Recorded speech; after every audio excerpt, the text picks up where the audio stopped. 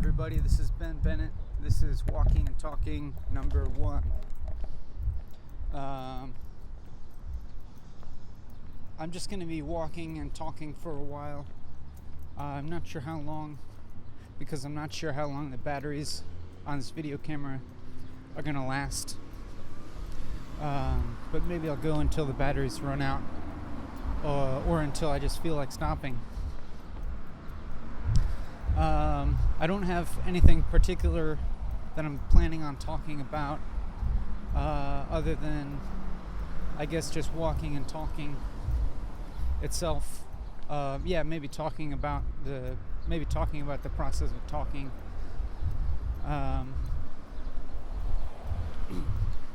I'm feeling a little bit awkward or embarrassed right now, just about talking, because I don't imagine myself to be a particularly charismatic or skilled speaker, but I'm just gonna go for it anyways and see what comes out. I imagine it'll be difficult or get difficult. In a way, it feels difficult already. This feels difficult to talk to you, but I think in a good way, or a positive way, to challenge myself and maybe to challenge you too. I don't know. Yesterday I was walking around with my friend, and as he put it, we decided loneliness is an epidemic, and so we decided to go and do something about it and just try and connect with some people that we didn't know. And then so we went and walked and just talked to some strangers and had some nice conversations, and that was nice, I guess. Yeah, it was. At least it is in my current memory of it now.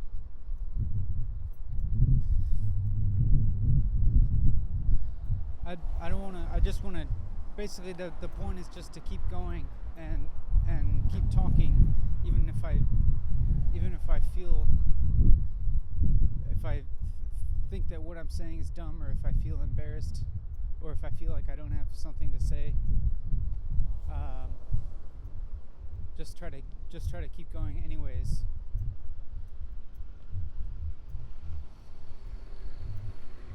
So there's a little bit of gap there, and that's what I want to avoid is gaps, I guess.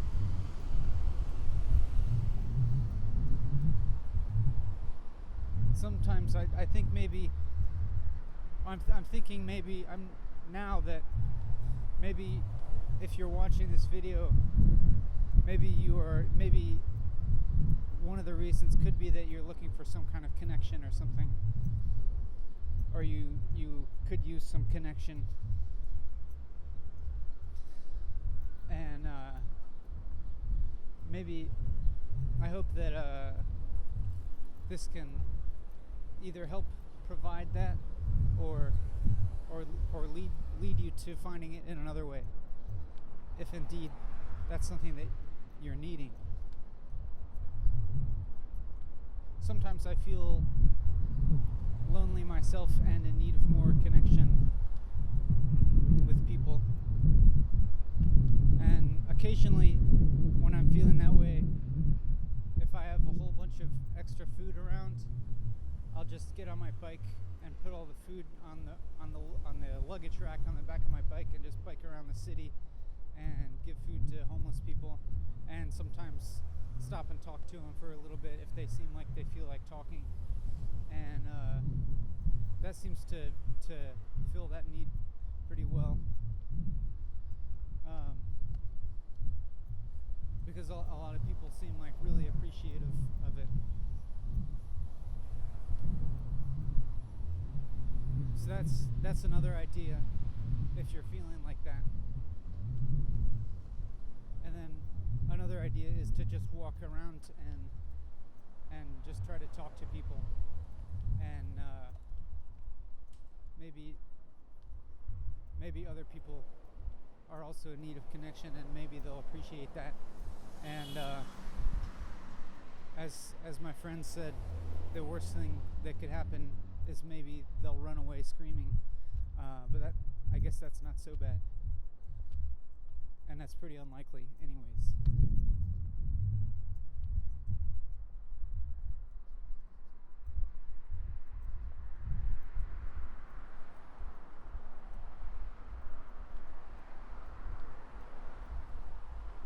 I started to think, what if I just crash and burn at this whole walking and talking thing? What if it's a total failure? What if I'm making a total fool of myself? What then? And then I just I guess I just let go of that thought.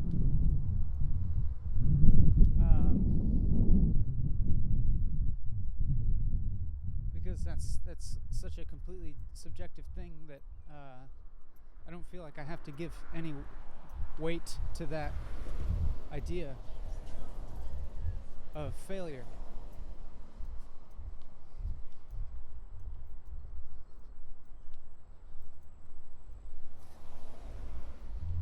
Sometimes there's these little pauses and I'm thinking about what I should say next. And I guess that's okay. But I'd like to get to the point where I'm just talking without thinking about what I'm saying. I think that would be best. And to do that, it seems helpful to just direct my attention towards the sounds, the words that are already coming out of my mouth. Like listen to the words as they come out of my mouth, and not think about them beforehand. But it seems like I must be thinking about them beforehand somehow. In order to form words and sentences that have any kind of meaning, it seems like there must be something working in my brain to do a little bit of planning, to plan out the sentences before they come out of my mouth so that they make sense. The language center of my brain. But it's interesting for that to be happening, and also just to simultaneously really just be aware of kind of just watch it happen instead of feel like I'm the one controlling it, or just try to listen to myself talking. I feel kind of self-conscious right now. Like I feel like this might be kind of silly or bad or something. And I guess I'm just gonna sit with that feeling and let it be there, but keep going nonetheless. And I'll try to just tell you everything that I'm thinking of. I'll try not to hide anything from you. Maybe I'm a little maybe I'm a little bit physically tired because I sat and smiled earlier today, and now I'm walking and talking. So it could be that I'm a little bit less sharp than I would if I hadn't sat and smiled this morning. Maybe in future episodes of Walking and Talking, I'll be sharper and more quick-witted and more eloquent and articulate.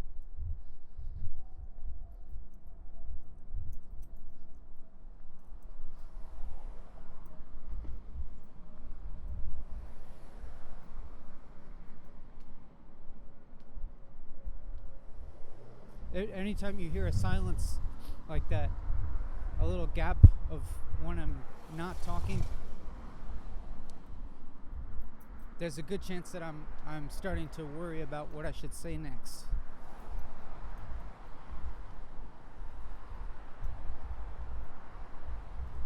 even then, even that little space there, I was like started to worry about what I should say next. But as long as like the words keep coming out of my mouth, I'm not worried because I'm just doing it. As long as I just keep going and doing stuff, I don't worry about it. If I think about doing stuff for a while, then maybe I start to feel some anxiety about doing them in the future. While I'm walking on the path today, I'm mostly focused on just giving my attention to you, the YouTube viewer, rather than trying to connect with anyone who's around me in my real life environs. But maybe in the future, there'll be opportunity to talk to people in real life who I encounter.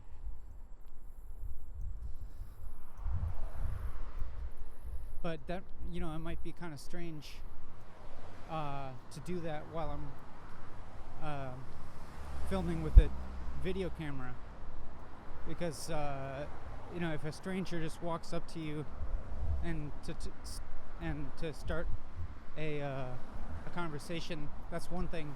But if they do it and they're pointing a video camera at you, or they're holding a video camera that's recording, that's a little different, and that could be a little more off-putting, and it could maybe get in the way of having a conversation with somebody.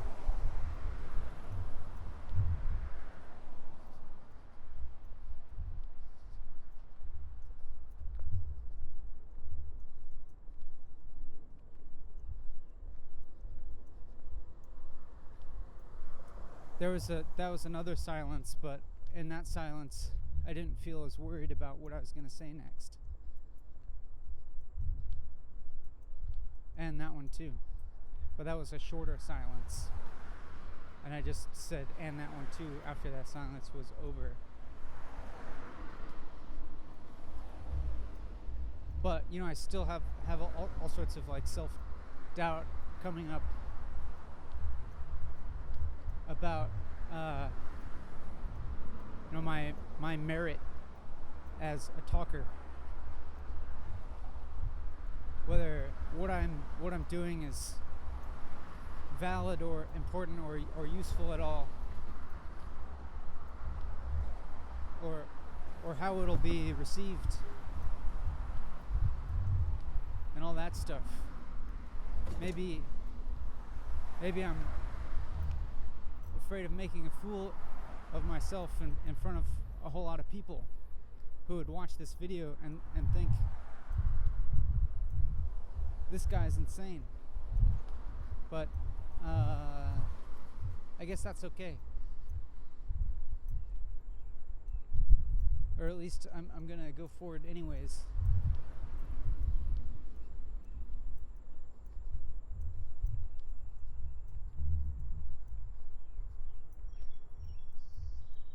I have a feeling that walking and talking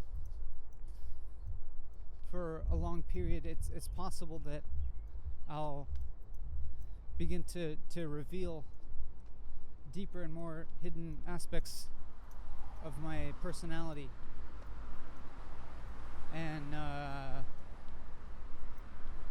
maybe I'll even discover some things about myself. Maybe it'll be really difficult though. Maybe I'll have to face aspects of myself that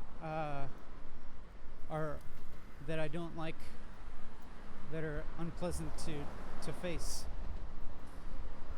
For instance, if I ever listen to the sound of my own voice recorded, I feel self-conscious about it. Maybe you've experienced the same thing. If you've heard yourself recorded or watched a video of yourself, you feel a little self-conscious, like, is that the way that other people see me and hear me? I think my voice sounds dumb, or I look stupid or something.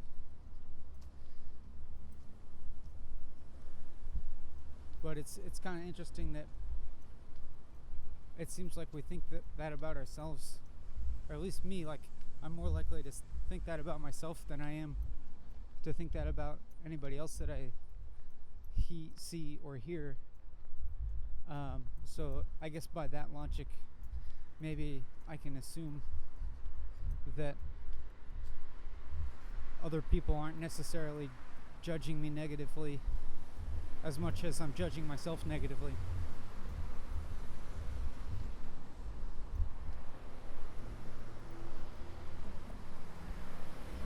And that could be the case for you. I don't know. Maybe you judge other people negatively a lot. I don't know.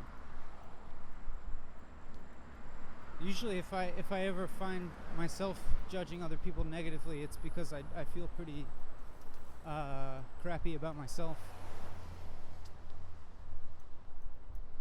is what's really going on.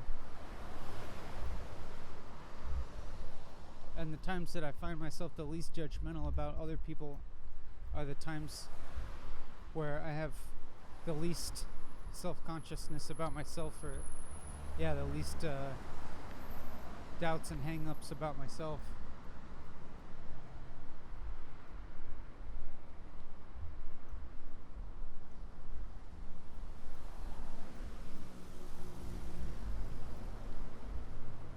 I had the thought now, I'm just rambling, and why should anybody pay attention to this? And that's okay, because it's pretty much true. I am just rambling, and there's not really a reason that you should pay attention to this. I don't think there's really a probably not any real good reason that you should keep watching this video.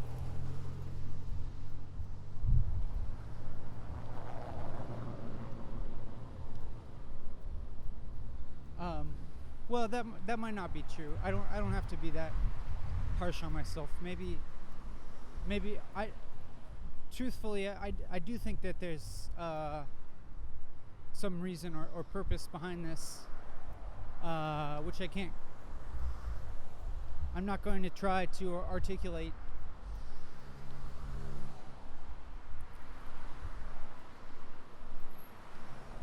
I guess what I mean to say is that I don't feel a particular attachment to you watching this video or watching the whole video. And if you miss parts, or if you only want to like skim it or something, or if you just want to stop, I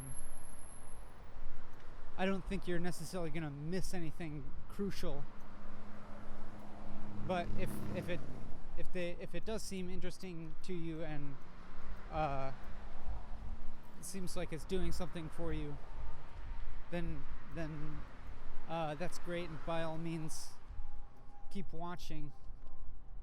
But if at any point you feel compelled to go take care of something in your life, or maybe you just feel like going for a walk,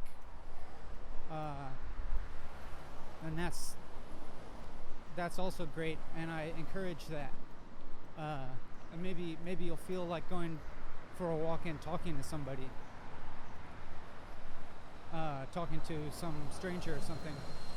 Or maybe you'll feel some inspiration to just make a little more effort to connect with the people that you interact with in your daily life. But that's not even really necessary to do, I don't think. Sometimes for me, it's like sometimes my inner state changes in such a way that that sometimes the normal daily interactions that I might have with people, even if they seem kind of rote or something on the surface, I can be in a certain mind state where they feel where maybe I feel like a whole lot of empathy or something, and they feel like they're full of more meaning than usual or something. Like, even if I like went to a convenience store and somebody sold me a drink, and our exchange isn't more than a few words, I don't necessarily feel like there was some lack or something, because I recognize that person is doing a job, and they're allowing me to get on with my life, and I'm allowing them to get on with their life without trying to force some kind of conversation or something. Sometimes it feels to me like there can be a very unspoken connection happening.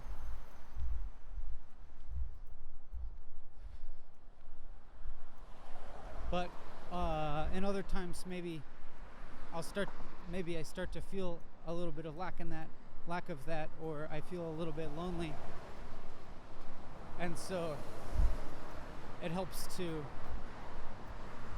if I actually have a conversation with somebody that feels meaningful to me, just to remind myself that there's other people in the world that have similar experience to me, and they basically all have the same fundamental experience as me, which is being a human and being alive. And that's like a really huge thing that everybody has in common. And then on top of that, I've come to think that everybody has certain needs that are kind of universal as humans.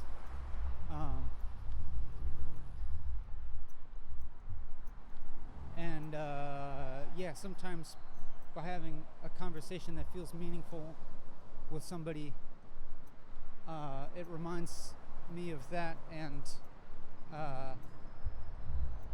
I feel like a little bit pulled out of myself, and not less trapped inside of my own subjective experience.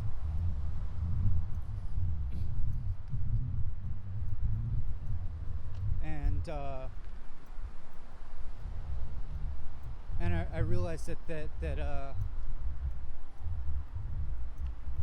almost anybody else has the capability of empathizing with me too, and understanding that I'm also a human that has this experience of being alive, that can be really difficult at times. And it's like that recognition seems to be one of the moments of being alive where it doesn't feel so difficult, and you maybe with other people can celebrate or bond over that commonality of having this experience of being alive that is often difficult, especially when we feel disconnected from other people, or just disconnected from, maybe not from the world or nature or whatever you want to call it in general. Well, my battery seems to be holding up pretty good, so maybe I'll be able to keep walking and talking for a while now. I'll show you my face, then you can, just to remind you that I'm a person that has a body too, just like you.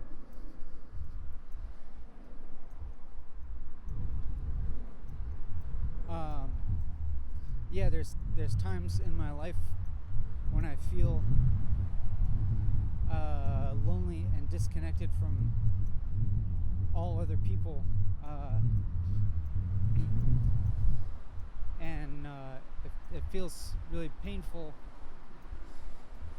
and I'll feel like nobody else can understand my experience of being so isolated. So I might have that kind of that negative feeling, and maybe it lasts for a while, or maybe it builds up and becomes kind of intense. But eventually it turns around and I get to the other side, and maybe something happens where I'll find a way to express that feeling, or find a way to connect with another person and understand that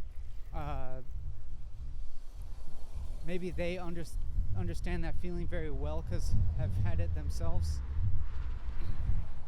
And then it's like this release of the tension, and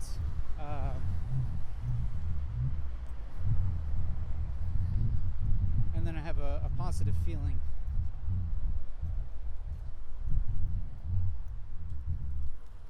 And feel the opposite of the disconnect, and the opposite of the loneliness.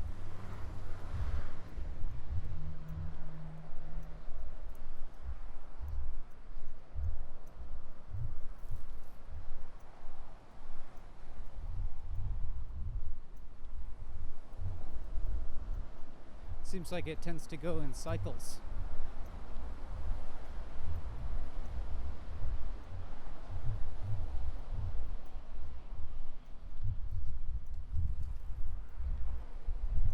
At the moment, I'm not sure how that feeling of connection turns into the feeling of disconnection, but I know that it happens, and I've experienced it. Like having a romantic relationship that feels like this, like a profound connection for a long time, and then it gradually turns into the opposite of that, and I feel totally disconnected and alienated from the person. And I at the moment I can't really explain to you why that happens, but maybe at some point we'll investigate that in more depth. It's something that I feel personally interested in investigating, because it has been a significant thing in my life, that I feel I've felt a lot of suffering surrounding a romantic relationship turning into this big feeling of disconnect.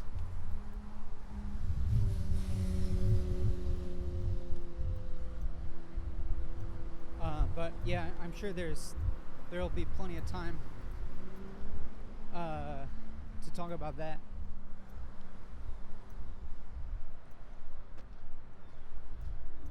And I just had the thought, if there's a time when I'm walking and talking and I feel like I'm not sure what I should say, then maybe I should just try and say what I'm feeling right now.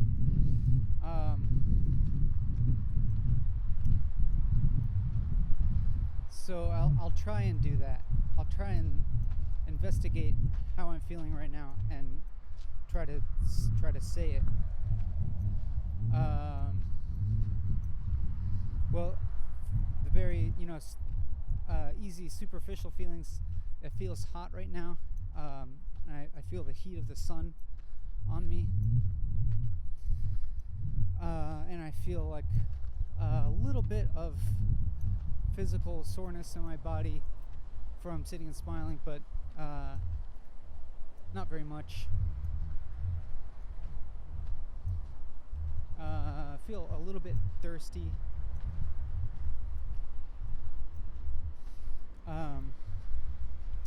But I think mostly I feel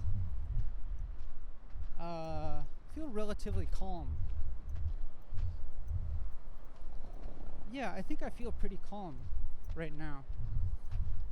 Like I remember earlier in this walk, feeling a little bit worried and self-conscious, but right now I don't feel that way.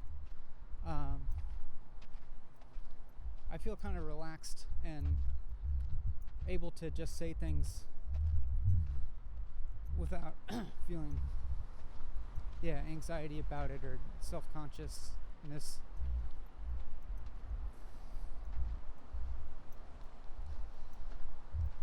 And I don't necessarily feel so rushed to keep saying a lot of stuff. I don't feel the anxiety about not having gaps in between my words.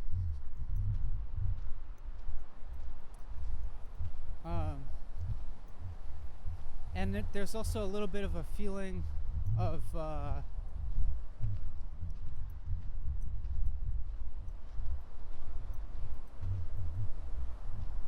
I was going to say there's a feeling of longing, which is something that I have felt frequently lately, which I describe as a feeling like it seems like it's coming from like my heart area or my solar plexus, like the middle of my chest, like around the bottom of my breastplate or something, like some kind of feeling there that feels like a kind of longing that my reaction is to want to like hug somebody and like hold them really close to my chest. That kind of feeling.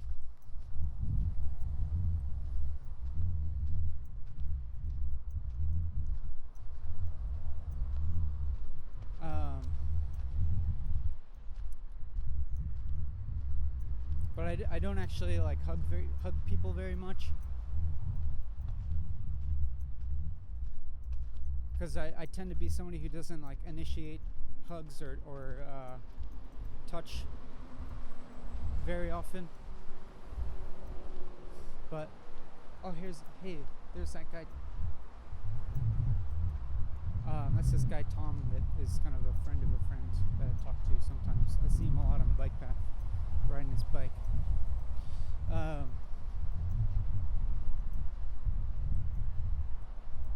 I tend to be someone who doesn't initiate hugging and touching that much, and it's I think it's mostly out of fear or self-consciousness that it's going to be socially unacceptable or perceived as creepy or like make people uncomfortable or something.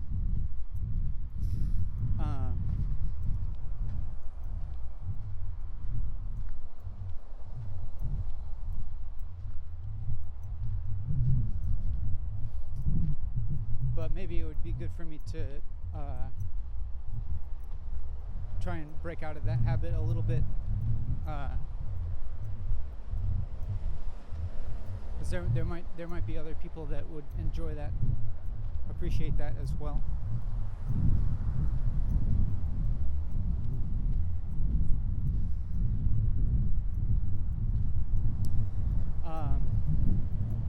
So like that feeling of longing a lot, but to be honest, at the moment, while I'm walking here and talking to you, I don't feel that so much. I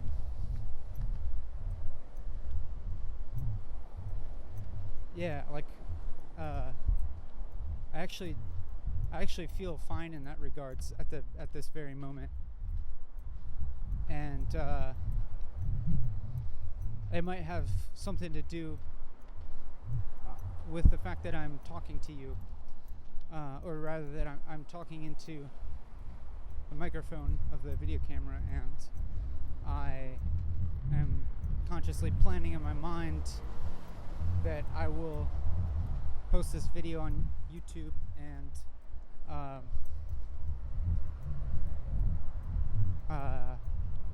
I imagine that it will a lot of people will watch it, and I mean by a lot, like probably at least a few thousand, just judging on how many people watched the previous videos that I've put up here, and then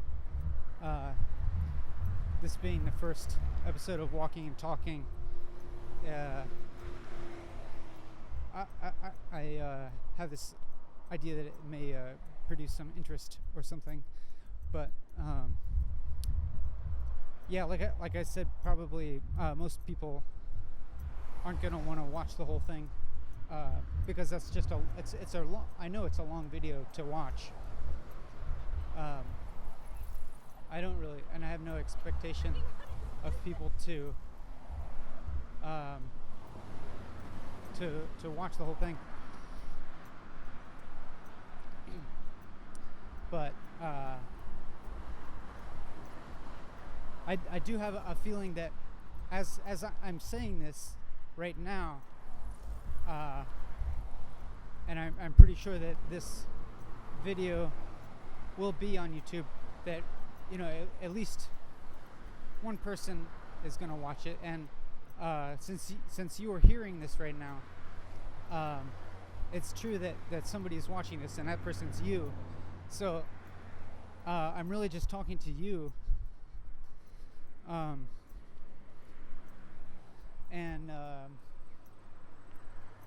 I'm just talking a lot. So it's like in this current moment, I'm employing this strategy of talking to you to help meet my need for human connection, and at the moment that feels like it's working, because I don't have this feeling of longing. Like I don't notice that that feeling coming from my heart area, and I feel calm and relaxed.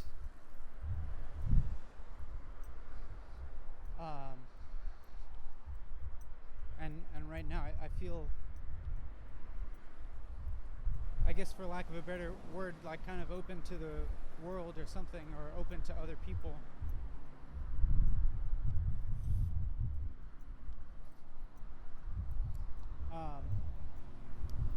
I don't know if that feeling of mine is gonna translate to other people and help them feel that way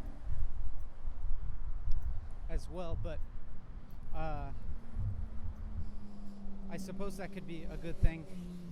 I'm gonna drink some water here if I can figure out how. No, that wasn't it. How's this work?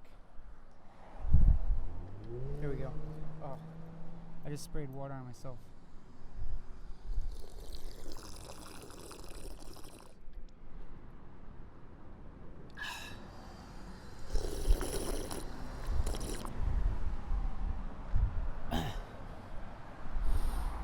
Oh, that was really satisfying. I didn't realize how thirsty I was.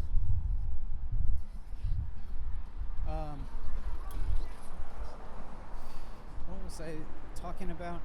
Oh yeah, I'm not sure if my feeling of fulfillment that seems to be a result of talking to you is going to translate through this video to you and help you feel fulfilled, or maybe help you feel less lonely.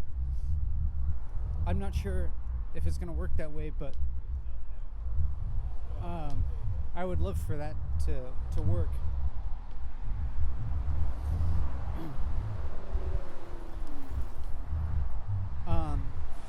And you should feel free to give me feedback if you want. But you don't have to either, because I'm going to keep doing this for a while, regardless. There's a whole lot of slices of what appears to be white bread floating down the river. I don't know if you can see that.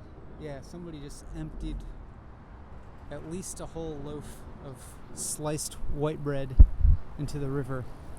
And as of yet, no birds are eating it. But look, here come a couple of Canada geese. And they're about to encounter the mother lode if they like white bread. But now they see me walking towards them and they're getting scared.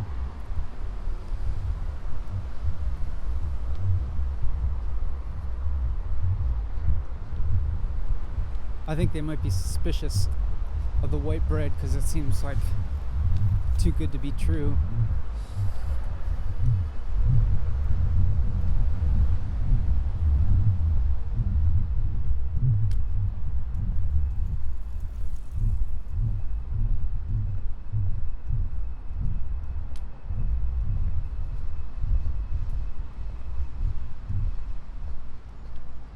I wonder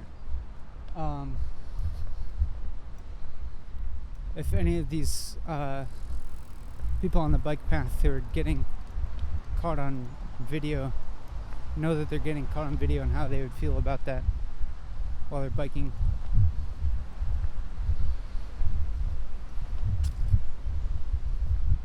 I suspect most people wouldn't mind.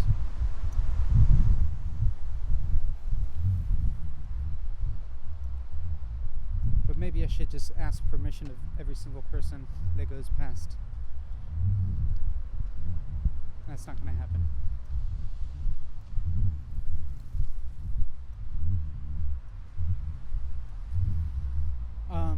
So I found myself again not knowing what I should say next. So maybe I'll try this strategy again of assessing how I feel and saying it.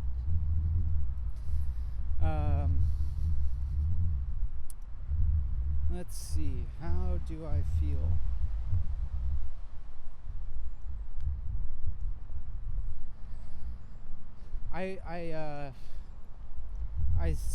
In this moment, I started to feel a tinge of embarrassment or self-consciousness about not being sure of what to say, and a feeling of worrying that I might be making a video that is boring for you to watch, or is losing your engagement, or it's like not opening up enough to you,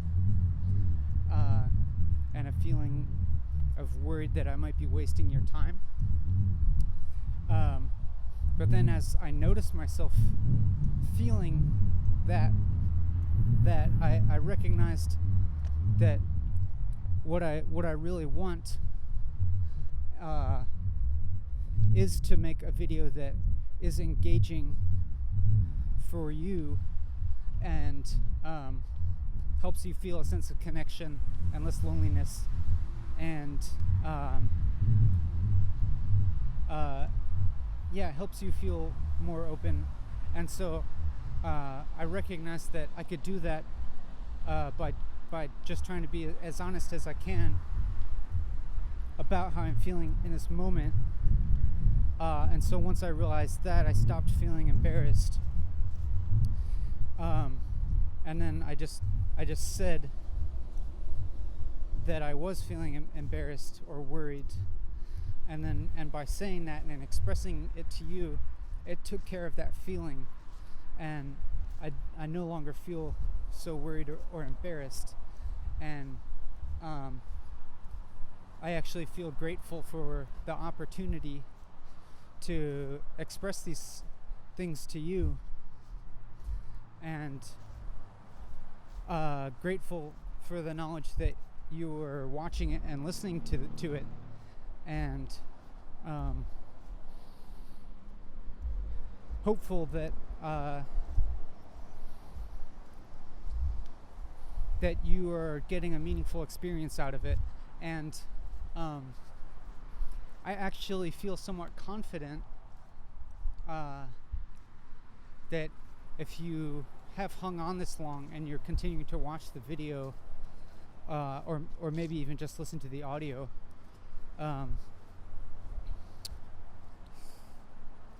that perhaps you are getting something out of it, and perhaps finding some meaning. And even if you're the only person getting anything at all out of this, then I feel happy about that.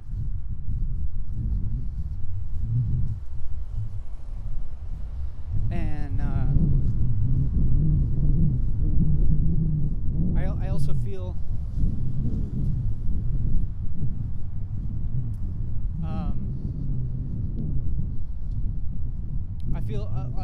a slight sense of excitement about how much opportunity I have to express things.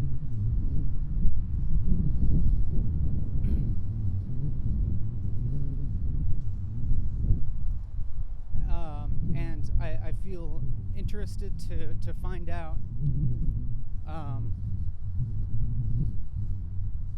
what I'm gonna say in each moment, like I have this thought that I'm gonna continue doing this walking and talking for a lot of time, and so I have no plan of what I'm going to say, but I feel interested to find out what's going to happen in all that time, and where this video is going to go.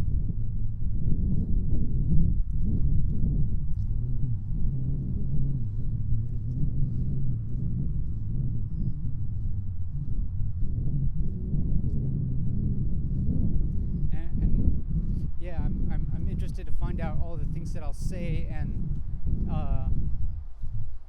my hope is that the process of talking is a process of discovery.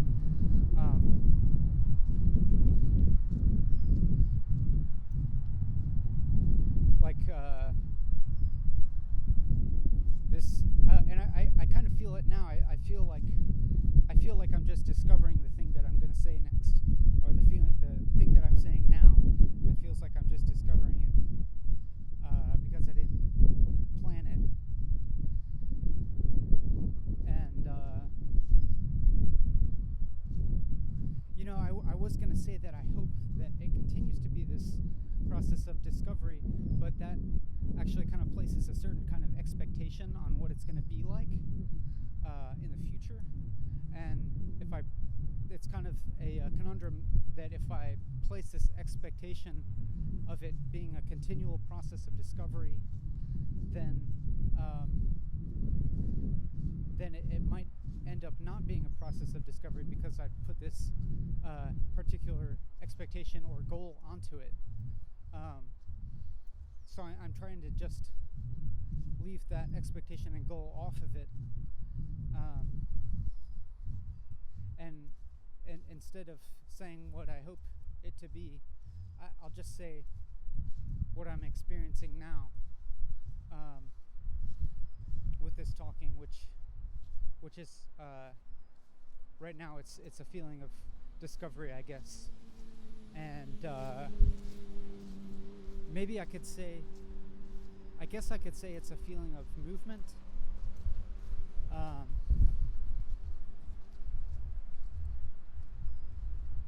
But I'm not quite sure about that either. I'm not quite sure what I mean by that.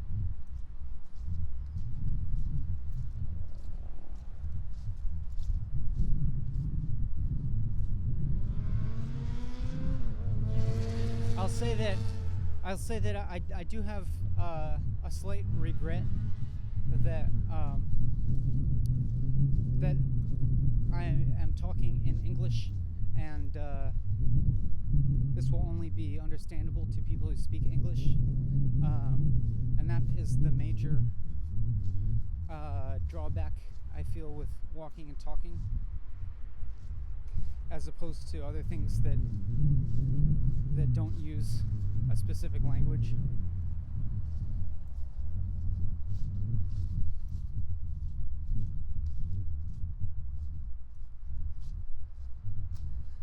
So I actually I feel a little bit sad about that,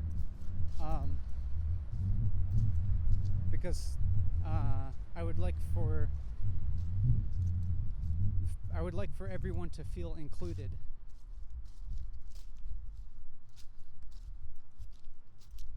And I don't want anyone to feel excluded. And I'm afraid that maybe people who don't speak English might feel excluded. But maybe somebody will be nice and translate what I'm saying without intentionally messing it up and attributing things to me that I didn't say. I guess that's a fear, something that I've thought about.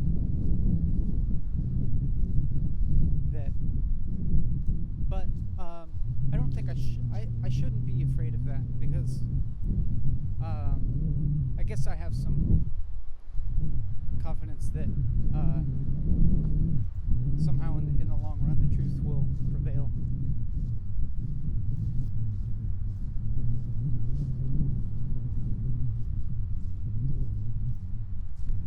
I'm looking now at the video camera and trying to see how I can't really tell. I was trying to see if it would tell me how much space I had remaining on this memory card, but it's not telling me. So hopefully that means that I have plenty of space left. But if at some point this kind of just ends abruptly, then you'll know that either I ran out of space on the memory card or the batteries ran out. And maybe I'll just be obliviously continuing to walk and talk without noticing that the recording stopped. I feel a little bit physically tired now, but not too bad.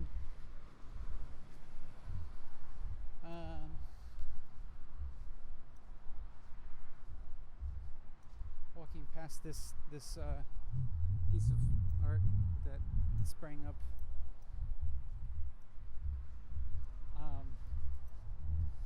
My friend and I were walking past it yesterday, and we joked that we should write a letter to the city making a bid to dismantle that piece of art and take it away. Because we have done some friends and I have done some, I guess, like handyman work where we've deconstructed like demolition stuff, or like we're deconstructed stuff and hauled it away. That's something that I was doing recently to make money. We were taking apart a residential swimming pool and hauling it away. So we started joking that we should start making offers to the city to dismantle and remove pieces of public art.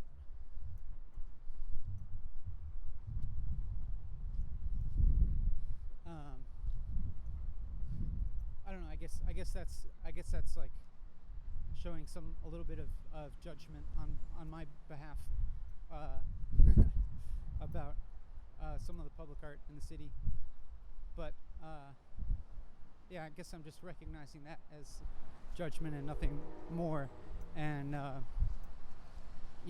that I think about it, I don't actually mind that piece of art that much.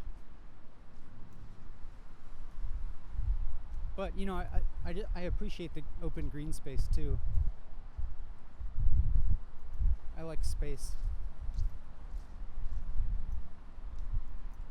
It feels more, it's like full of possibility.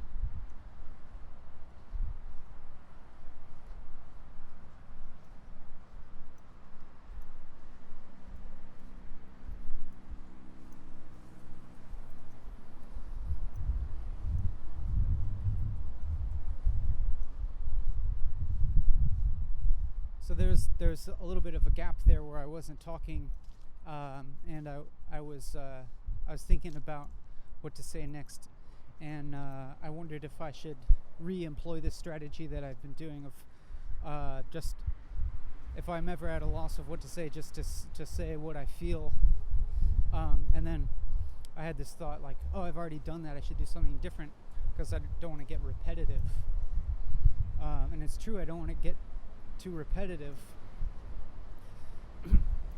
but it's also true that if I using this strategy of investigating how I'm feeling and just saying how I'm feeling in the present moment is a way to be talking about the present moment and bringing my awareness into the present moment, and it seems like that would consistently work to draw out awareness of the present, and if it I have a feeling that should have the quality of newness that I seem to value. That is, just a moment ago you heard me make this judgment that I shouldn't repeat myself, which implies that I want to continually be generating new content or something new, and be continually generating something original, I suppose.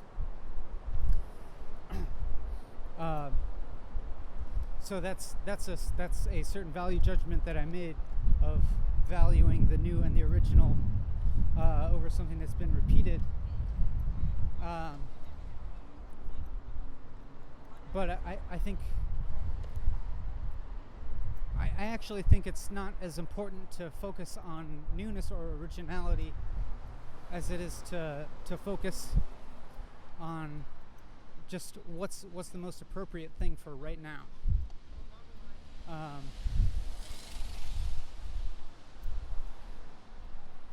Yeah, like regardless of whether it has this superficial quality of being something that I already did or that I already said, as opposed to being something totally new or original, which I even think this idea of newness or originalness might be a sort of construction that doesn't necessarily serve our needs so much, or it's pointing to something. It's pointing to something, but I don't think it's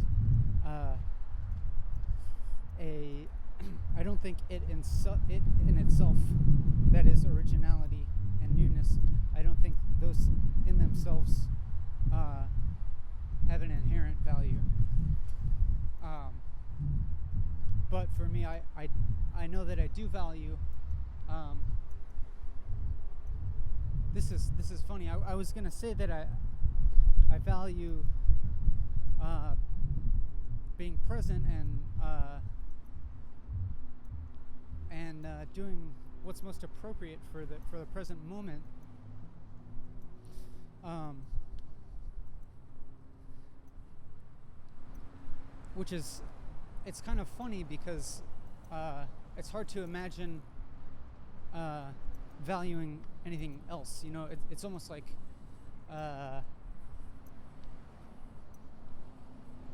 somehow to me that seems like almost like it's self-explanatory, or should be a given or something.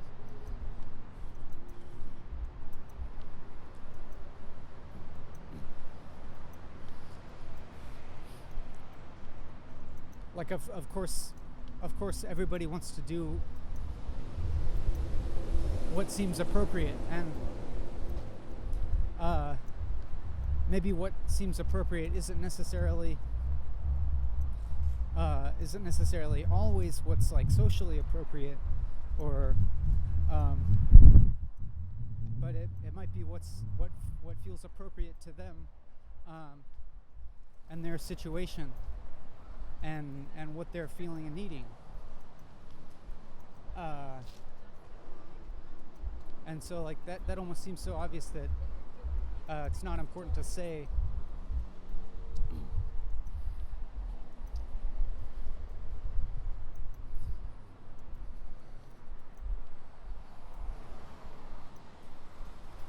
And like you know, I had been thinking for a long time about stopping, sitting, and smiling, and starting walking and talking. I kept thinking like that I should do it in this structured way, and that I should plan it very carefully.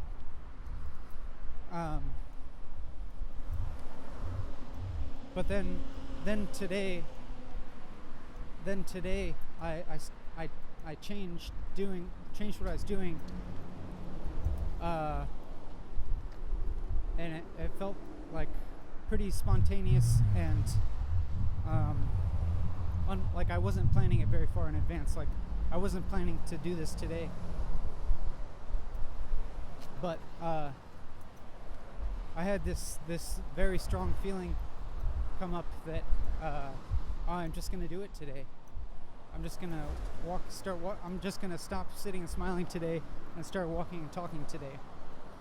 And it was almost like I just started doing it before I even thought about it. And it's true, like I had this kind of sort of plan, like simmering up in me for a while, but I was having a hard time trying to figure out when to do it, when to make the change, and then it just kind of happened today without much thought.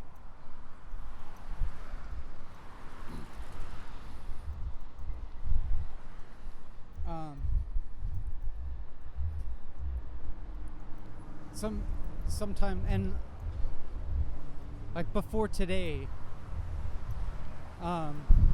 I had kind of a lot of negative emotions going on.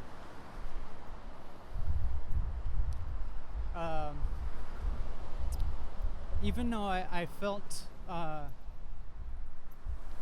very much, I felt pretty clear of mental noise. Like I didn't feel like I was overthinking, and I didn't feel like I was like evading my emotions, you know, like with any kind of distraction or vice or something. Not so much anyways.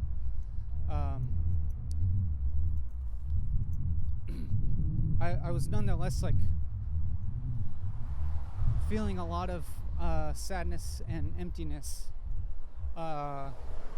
sometimes having a certain focal point about a certain issue in my life, but like sometimes just kind of broadening out into a generalized like generalized emptiness, and this strong feeling like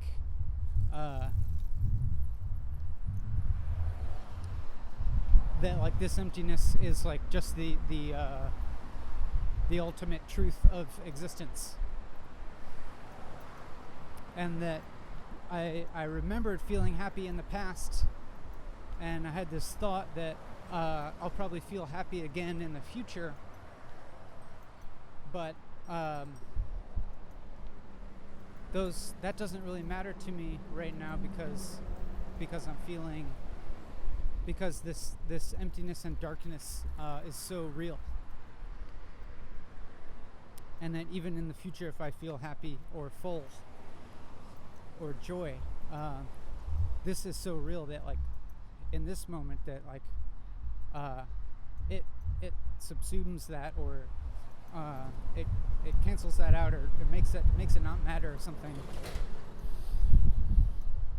But simultaneously, while I was feeling that, I also had the memory of feeling deep joy, and while I was and the memory of when I was feeling that deep joy, the knowledge that I had in the past and I would in the future feel profound sadness and darkness and emptiness.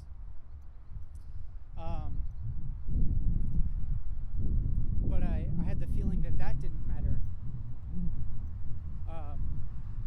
because the joy that I felt right then was so real and profound.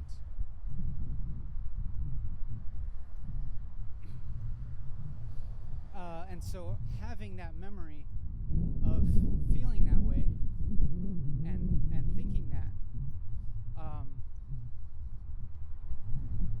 that memory stays with me, and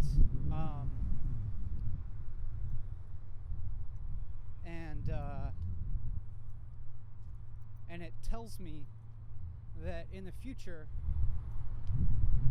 I'm gonna feel that joy and fullness again, and that the joy and fullness will feel as real as the darkness and emptiness and sadness feels at this moment. And so it's that thought is what propels me to continue coping with my life and continuing to try and stay alive and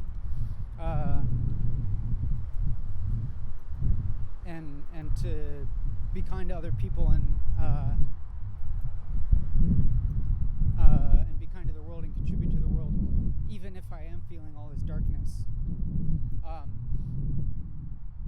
Or like I have a feeling that have this dark feeling that I don't want to continue living, that being alive and just merely existing is this profoundly sad and dark experience.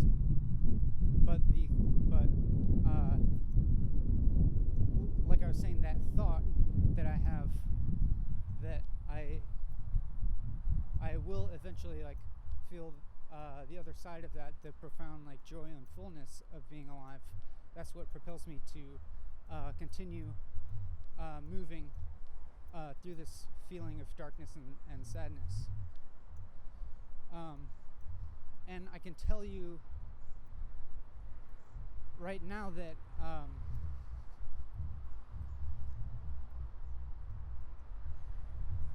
right now I'm not feeling that darkness and sadness. I wouldn't say I'm necessarily feeling like ecstatic or anything, or not necessarily like blissful quite. That might be an exaggeration, but I can say honestly that I feel connection with the world right now, and I'm not like suffering right now, and I feel like there's like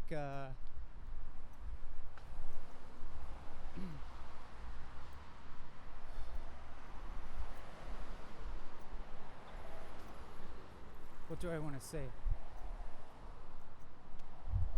Yeah, like right now I have no regrets about being alive.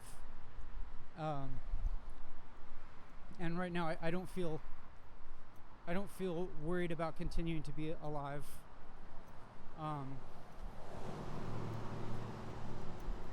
I have the knowledge that I will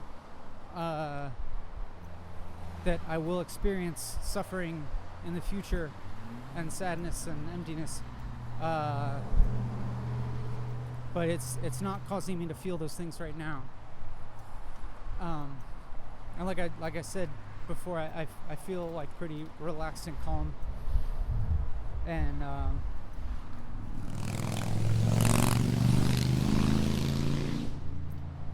I know that it's linked to me talking to you right now and expressing these things.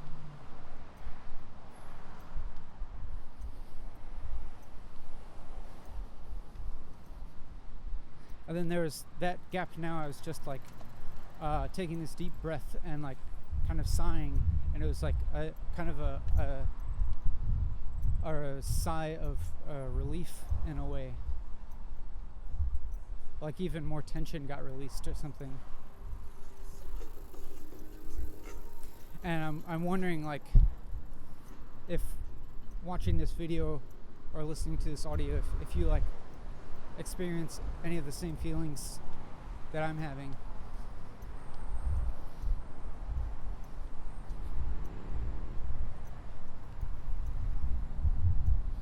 And then like now I'm walking on this more populated part of the bike path, and I'm wondering if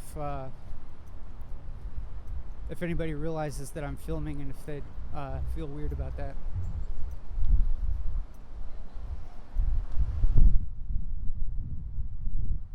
I wonder. Would it be better to like disguise this video camera and make it like look less like a video camera and make it look like it's a phone or something, or should I just be like completely out in the open about the fact that I'm videoing?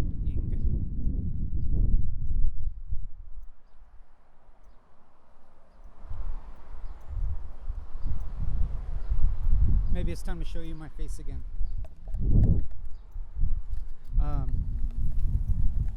Yeah, just to remind you that I also have a body.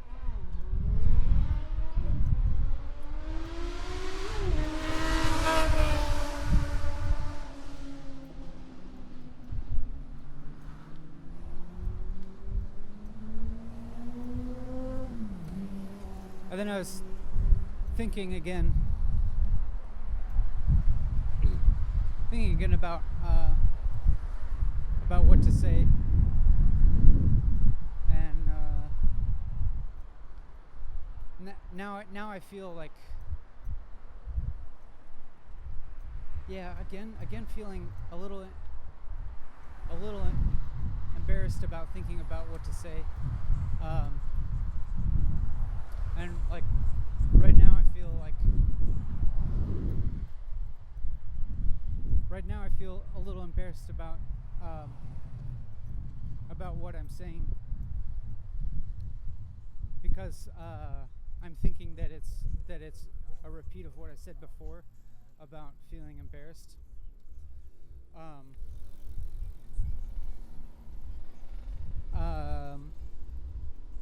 So I guess I'm just gonna try hard to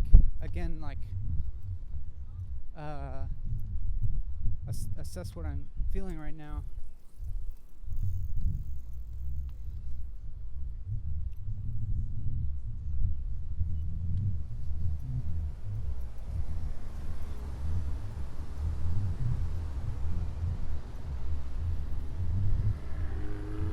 Yeah, and I guess that feeling is it's like what I had before, that I feel worried again that I might be losing your interest or wasting your time. And it's because I'm realizing that the reason for that is that I actually care a lot about your experience right now, and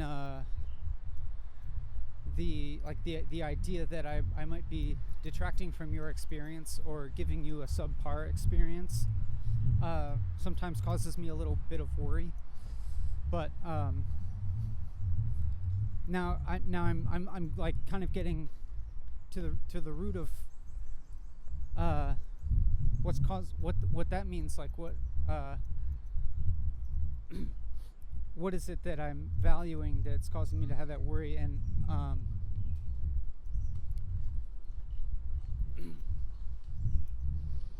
it's like I said, I care about your experience right now, and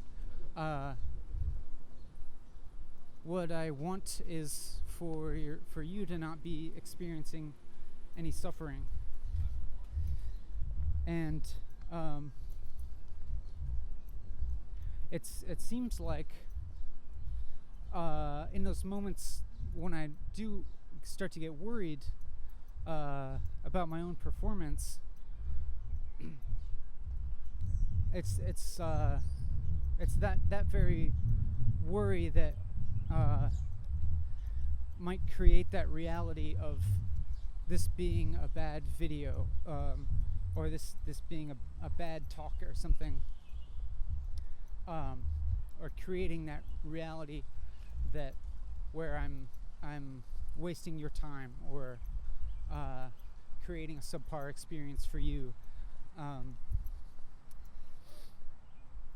But if like it's like, so long as I like really stay aware of that worry and just kind of investigate, okay, so I'll see, okay, yes, I'm feeling worried, and what is it I'm worried about, and beneath that, like what's the need behind that, what is the positive thing that I'm worried will be lacking. So then once I identify that positive thing that I want and I value, then it becomes easier to just realize that positive thing,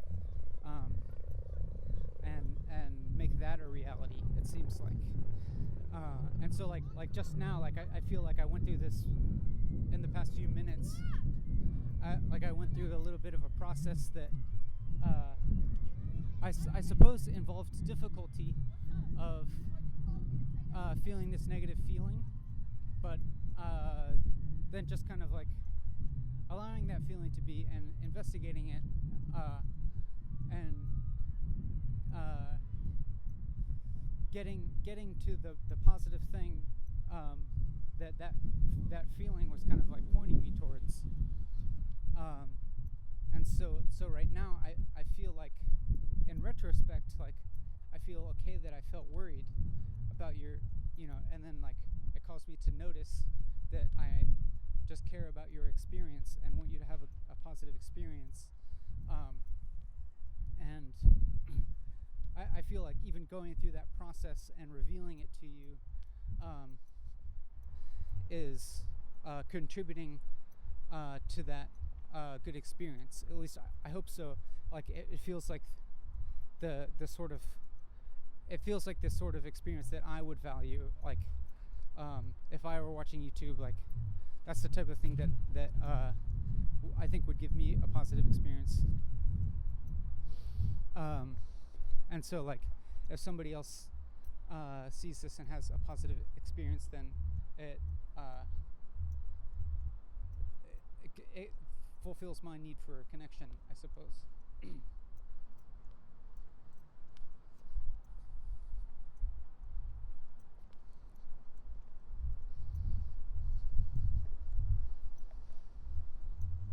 And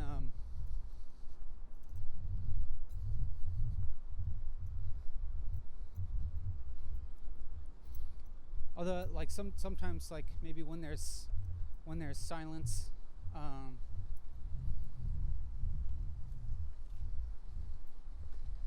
maybe I am feeling a certain pressure to keep filling up the silence with words. And I think I recognize and I accept that pressure that I'm putting on myself to keep talking. I know that there's been a lot said about the value of silence and like allowing silence to be, and that's had a great impact on my life, and I feel like I've absorbed a lot of that and even expressed it in a certain way that you might be familiar with.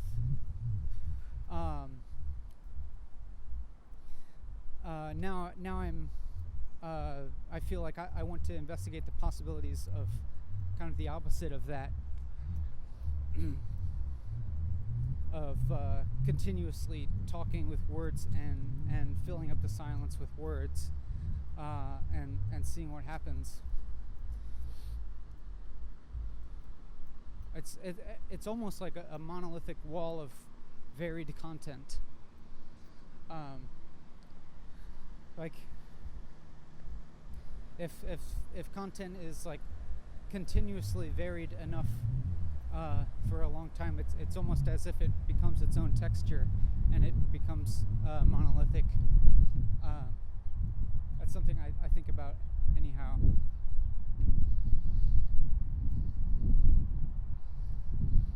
And then I had this thought, like that when I just said that, I had this thought that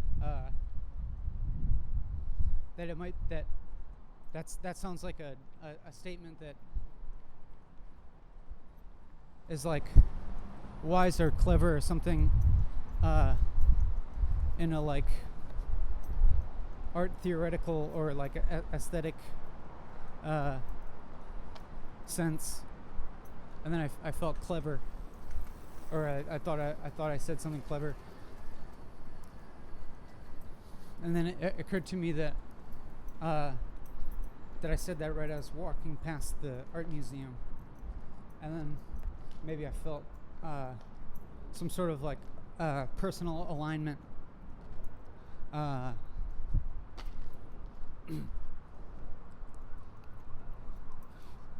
with aesthetics or something, but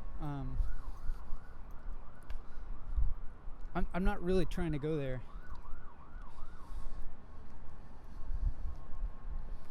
I do feel pretty thirsty again, and it would be great if I came across another one of those water fountains.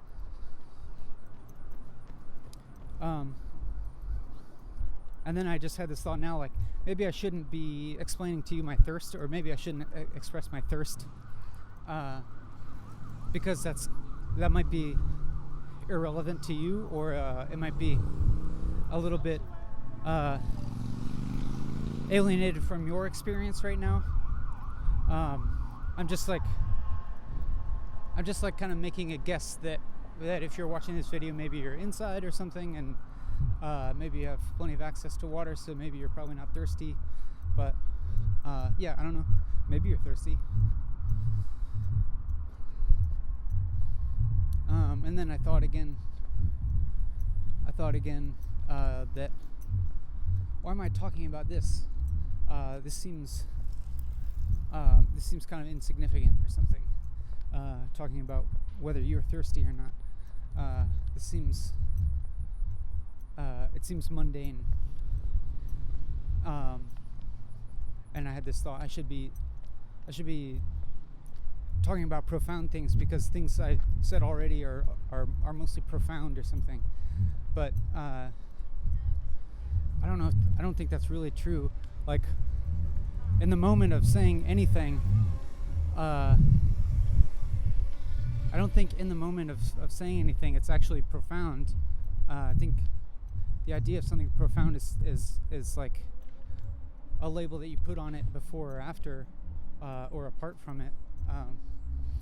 Like you think about something that somebody else said as profound, or you think about something you said in the past as profound, or you think you should say something profound in the future, but as you're saying anything, it's like when you're saying something, it's just like you're just saying what's appropriate in the moment, and in that moment, there's not really like it's not you're not putting any value judgment on what you're saying. I don't think. Maybe shortly after, yeah, like me when I'm talking, like maybe I'll say something and shortly after I'll judge what I said as like clever or stupid or whatever, but I'm not sure if I can be talking and judging myself at the same time. You know what I'm saying? Like if I just, that's kind of part of the thing about filling up the space with words and talking, is that as long as words keep coming out of my mouth, I'm not judging them. And it's like, while I'm doing that, it's like that's creating a kind of space for me. It's creating a kind of freedom from judgment. I could even go so far to say as like a freedom from duality and a freedom from myself, because as if I'm like, when I'm continuously talking, and especially with this knowledge that I will share this talking with other people, it keeps me out of myself. It keeps me from feeling I'm this like voice inside my skull, you know, like echoing off of my own skull, which can feel kind of isolating sometimes. And so it's like just continuing to talk like this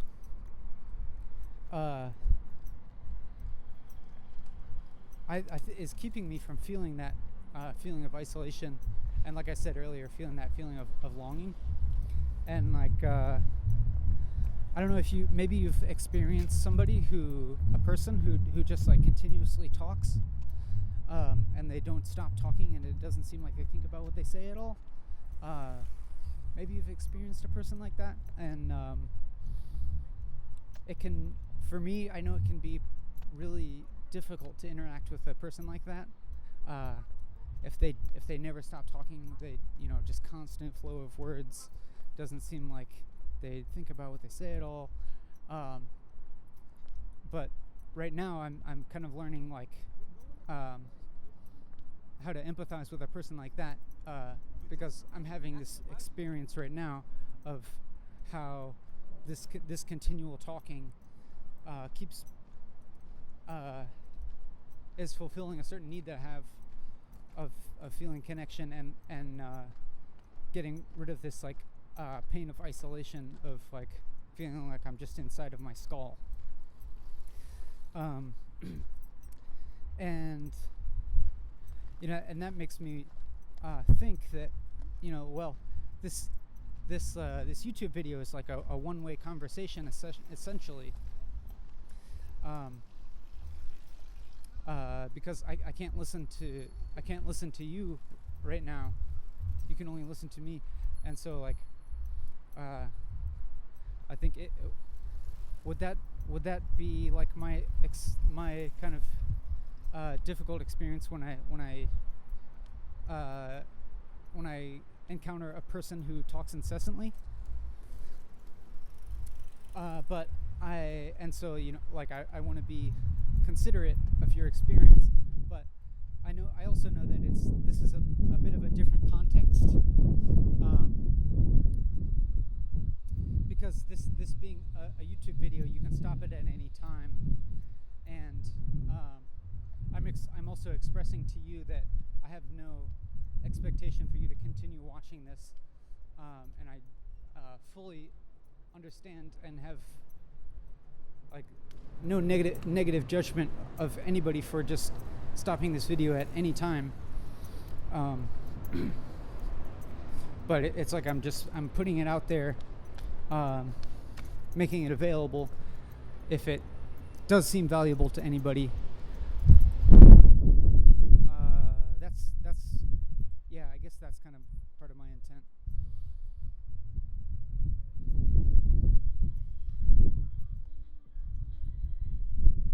My mouth is really dry. I hope I hope the video doesn't get. I won't say that.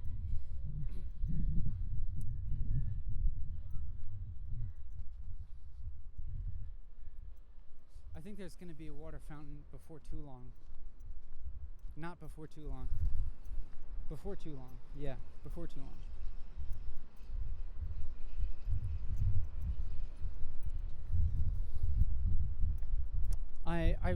I recognize that as I've been walking and talking, I've gone through periods of feeling difficulty or negative emotions and worry, and then periods of feeling positive emotions and feeling calm and relaxed and fulfilled and connected.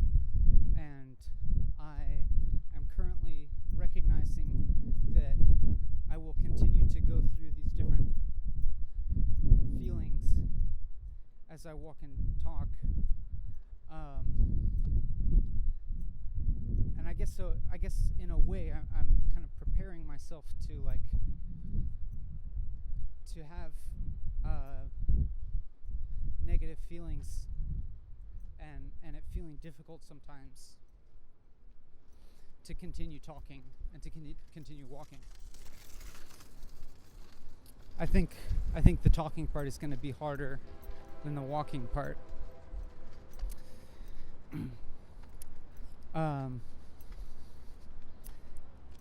And with that in mind, I feel confident that I have the ability to keep going even when it gets difficult,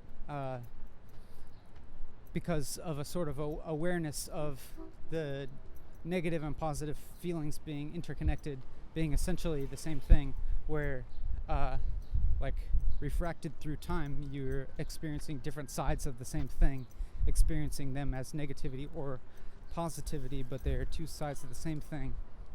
And like with that, it's almost like it's kind of like having faith.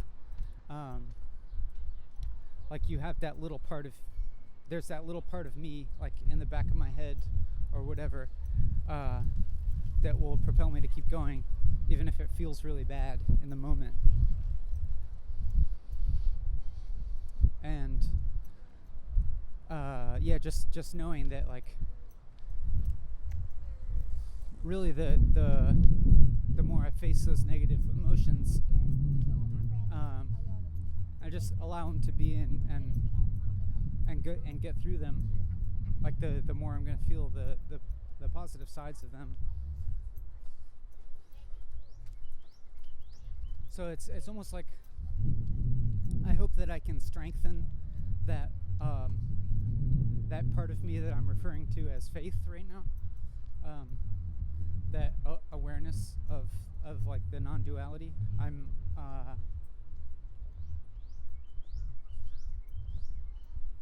I have a desire to strengthen that part of myself, so that I don't know why. I guess it seems like that's interesting. I was gonna say that like seems like a positive life skill to have, but it's interesting that I'm positing it as positive. Like, it's almost just like having some kind of meta awareness of the emotional topographies of our lives.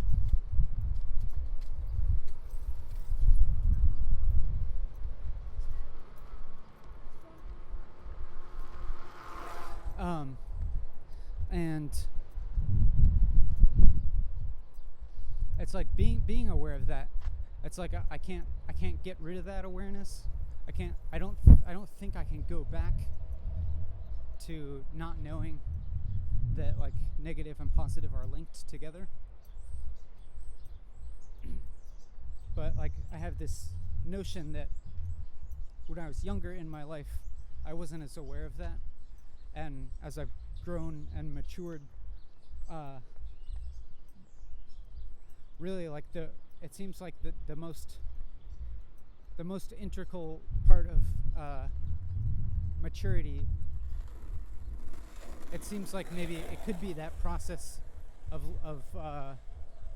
learning about non-duality and strengthening the awareness of it in oneself.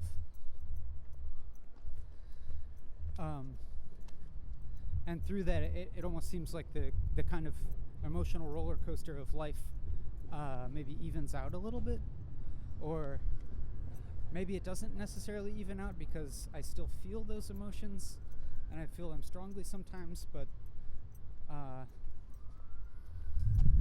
I'm able to experience them from a certain distance, or at least even in the worst of times, like, or the most extreme emotions, like have this little bit of a flicker of awareness that isn't the absolute reality, and that it has its opposite that will reveal itself.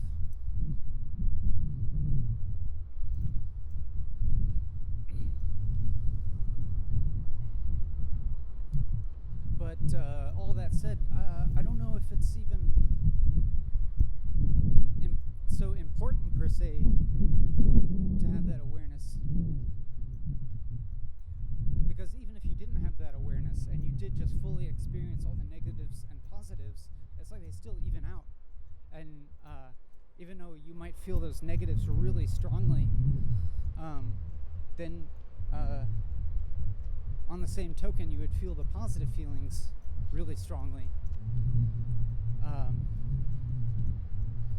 With like, and you'd like feel those positive feelings like no reservation. And like that sounds like a feeling of ecstasy or bliss or something. So like it all evens out. So it's like as if it's not even important to have the awareness. But like nonetheless, I think just through the process of living and having a memory, that awareness develops. That is, if we are gonna like think of time linearly, think of our lives as a linear progression forward from youth to old age and death.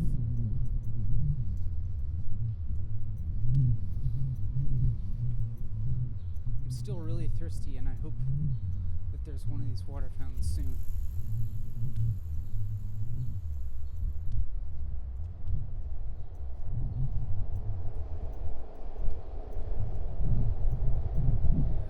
There is. I just walked past what appeared to be a homeless guy, and I just thought like I should give him something, because sometimes I do bike around with extra food that I have and give it to homeless people, but then I just kind of acknowledge that I'm doing something else right now that feels important to me. And that I'm making an effort right now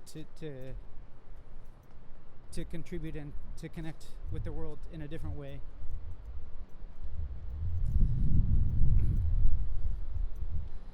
And there'll come a time in the future when it's the right time to go hand out food again. Meaning like that'll be the time when I come across a windfall of extra food, and it's time to get rid of it, give it to other people.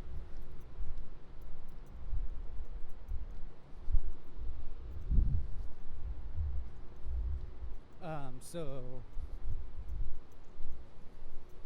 I'm recognizing that I don't need to feel guilty right now. Like if I had the feeling of guilt or something, then I kind of analyzing that feeling and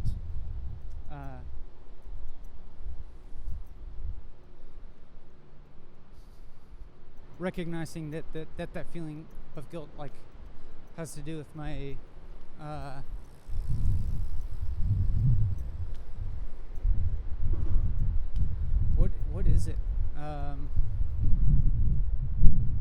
I don't know, a need for caring for other people, or something like that.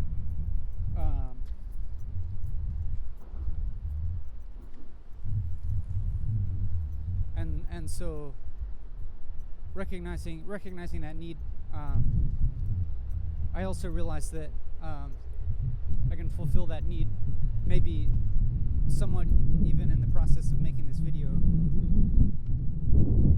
if it turns out that this video is an expression of care for you, which I do think it could be interpreted as such.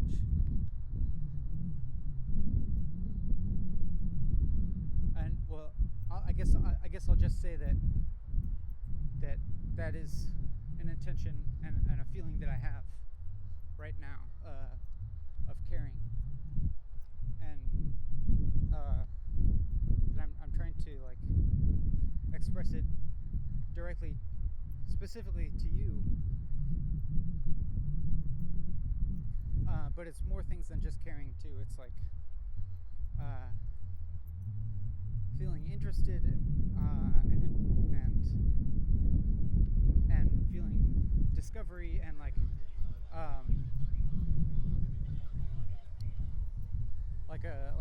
intellectual engagement or something. Like all these things, and more. I think right. I feel like those things are being fulfilled right now. I'm holding my hand in front of the microphones because there's some breeze now, and I'm just trying to shield the microphones from the breeze so that you can keep hearing. But I think I'm gonna stop and put the windscreen onto the microphone. Hope that helps. And so you're probably going to hear some loud mic noise right now.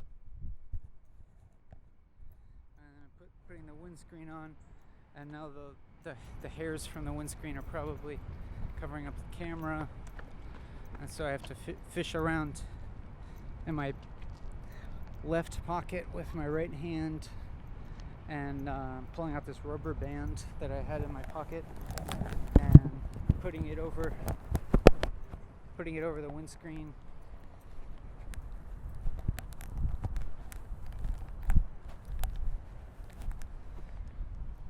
So that it holds the hairs from the windscreen out of the way of the camera lens. And I hope you can still hear me all right. Oh, here's the drinking fountain. I'm so thirsty.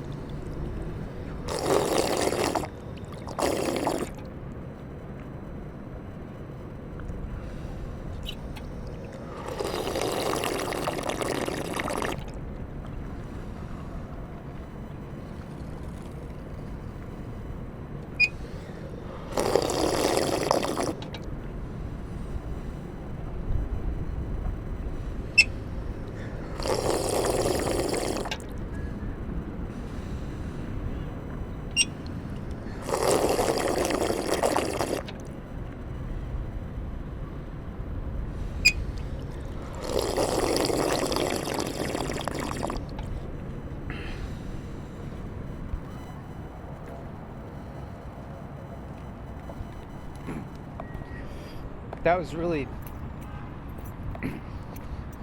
refreshing.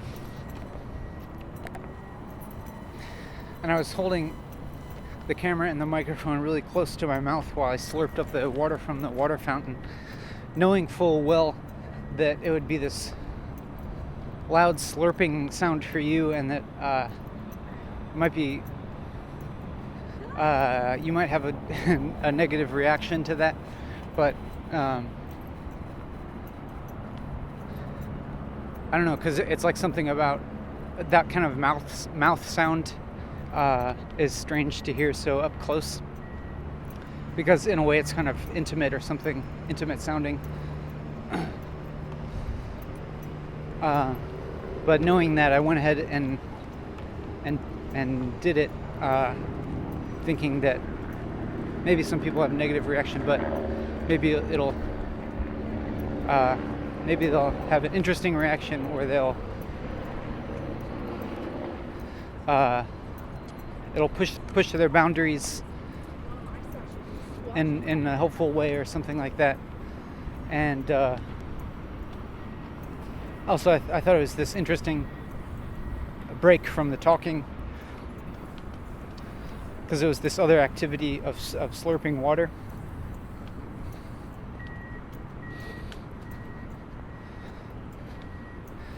And it had this repetitive nature to it. Like, I'd slurp until I had to stop and swallow and take a breath.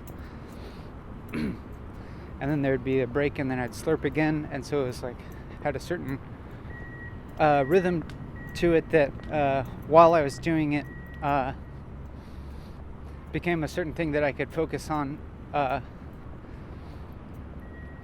and experience the present moment in a different way. Because I've been talking, I think because I've been talking for such a long time now, that doing anything different at all, it's like almost like a wake-up call. It's like when you're doing something for a long time, anything almost like, and then you suddenly are doing something different, it has a way of like stimulating you, or like, yeah, it's like your experience changes in a way that can make you more aware of the present, or at least it can be an opportunity for that.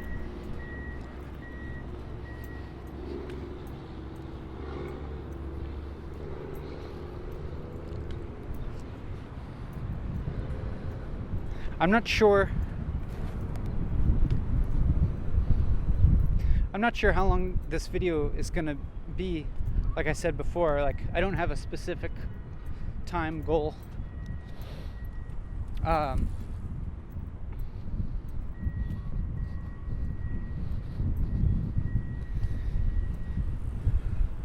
But as long as the batteries keep going, and there's still memory on the memory card, and I'm physically able to keep going, I think I'm going to keep going.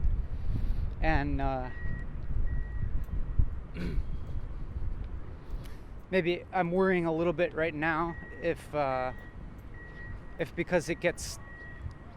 if I start to lose physical or mental energy, that it could potentially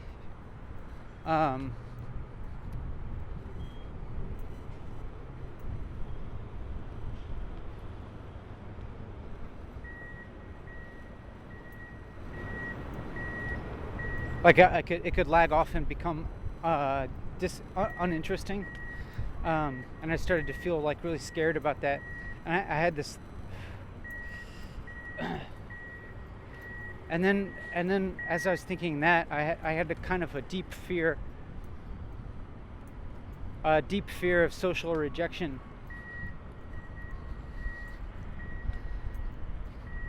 As maybe like the biggest fear that I've had while I've been making this video.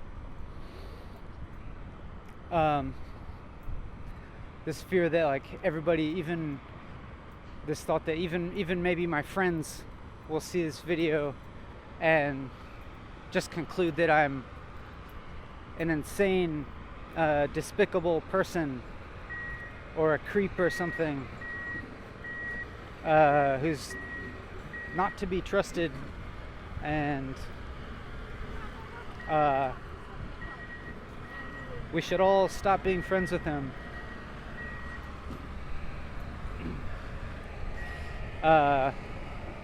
Because he's crazy. That's that sort of thought I had.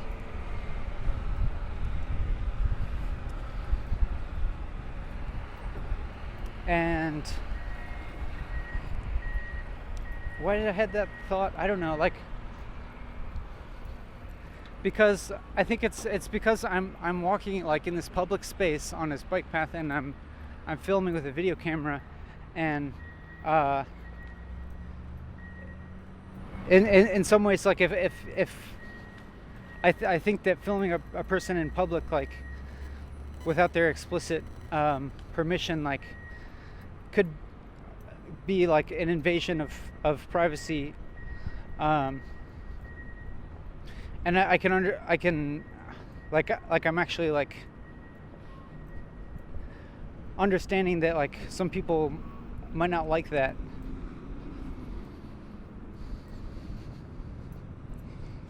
And that it could very well be perceived as creepy. But I guess my hope is that my intention with this video like becomes apparent as something other than that.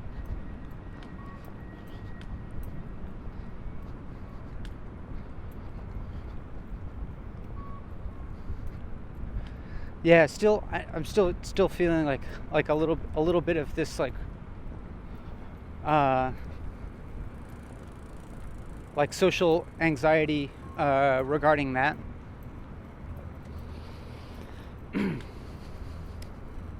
But I'm hoping that if I can be as transparent as possible with my own feelings and my own intent,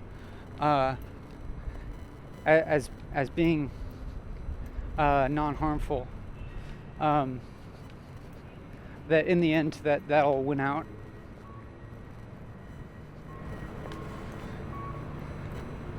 And I guess the conflict that I'm having is that I care about your experience, the viewer, and I want to create a worthwhile experience for you to have, and at the same time I have a consideration for the experience of the people that are around me in real life, and I want to respect their space and respect their privacy. Like people are maybe just biking or jogging or walking on this bike path and may not want to be caught on film.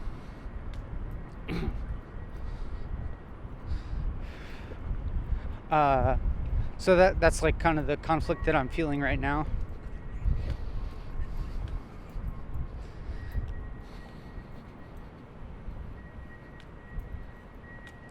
And I'm hoping that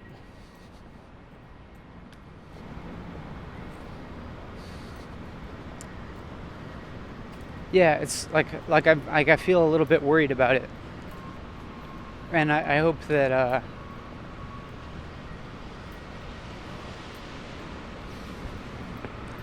I don't know. I hope it resolves somehow, but I'm not sure what that's going to be like. If it'll just be me starting to feel okay about it, or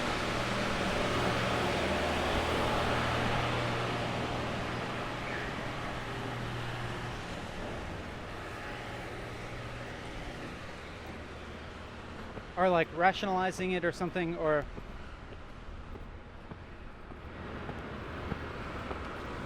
but I guess I just want to be as honest with myself as possible.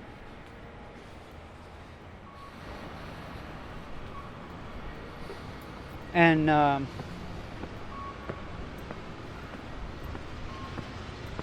be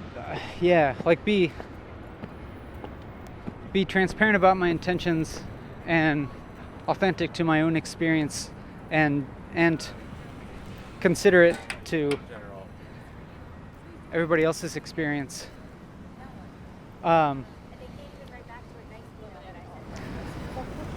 So I am feeling like this kind of self-consciousness about catching other people on video, but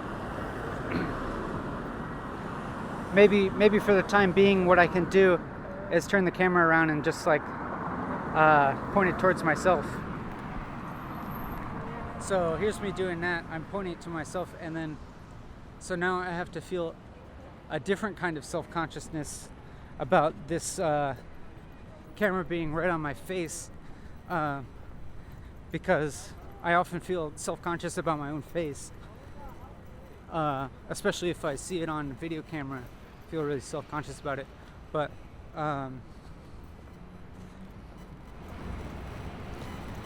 for now, I'm just pushing that boundary in myself, or like pushing through that discomfort of feeling self-conscious about my face, and so I'm putting it on camera, and it feels like this feels like a good solution to me of that self-conscious feeling of not wanting to invade other people's privacy or make other people feel self-conscious by filming them.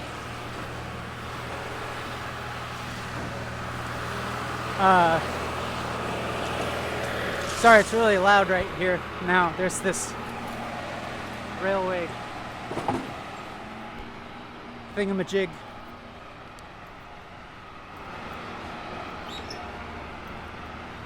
But for now, I feel better now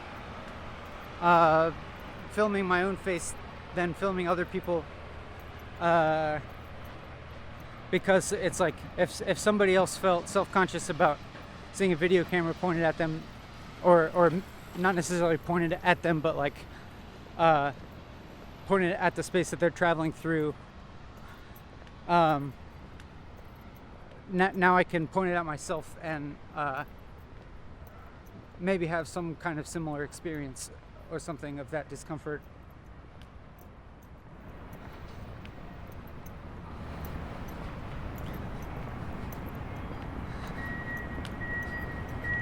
And just kind of, yeah, like I was doing before, like just kind of be present with that feeling of discomfort and self-consciousness. And also I'm aware that when I hold the video camera like really close to my face, that it has this like kind of fisheye effect, and so it's like my face is gonna look like weirdly distorted or something. So if I like get it farther away, maybe it's like slightly more flattering or something. But you know, like for it to be the most flattering, you know, you're supposed to get the camera farther away from you so there's less fisheye. So I'd need like a selfie stick or something for that if I want to be able to keep walking and talking. Yeah, maybe I should do that if I want to flatter my image a little bit more. But for now, since I just have what I have, I'll just do this and hold it really close to my face. And maybe this is a slightly uncomfortable closeness for you to watch, but maybe it's not. Maybe you like it, and if it is, you could like listen to the audio only if you wanted.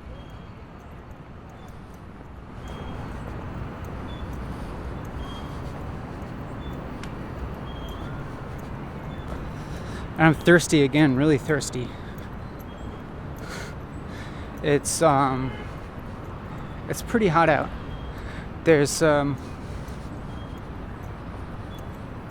I'm walking past a building that sometimes displays the temperature on it, but it's not displaying anything right now.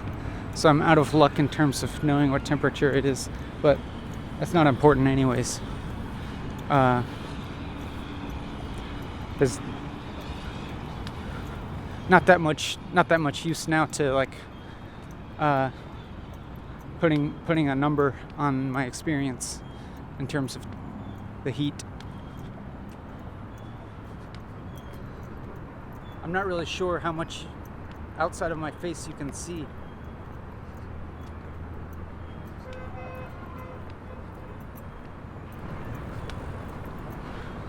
And then I was thinking, like, now while I'm pointing the camera at my face and I'm walking and I'm talking, it almost seems like the silences might be even more uncomfortable or awkward, because it's like, just like, from your perspective, you're just like looking at somebody's face while they're being silent.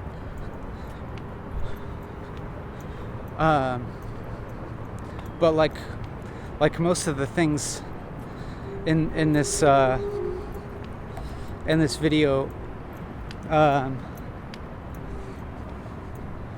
like, if I feel uncomfortable with it, I don't know. I guess try to figure out what I'm feeling uncomfortable about, and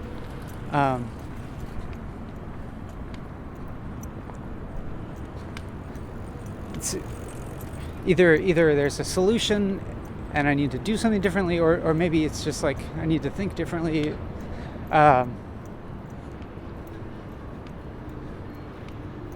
Right now I feel like this worried feeling, like this really worried feeling. What is it? What is it?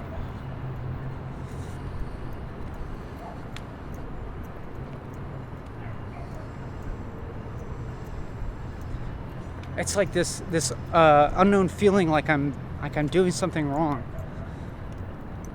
or like a feeling of like,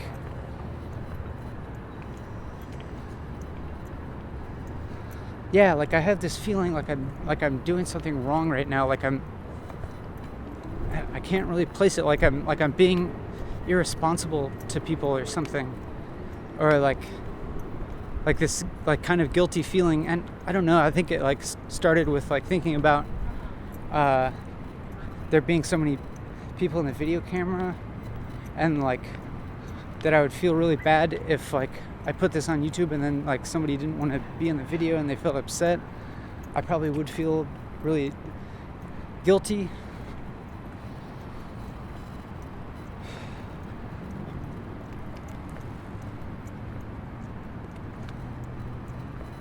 So I think that's mainly what I'm feeling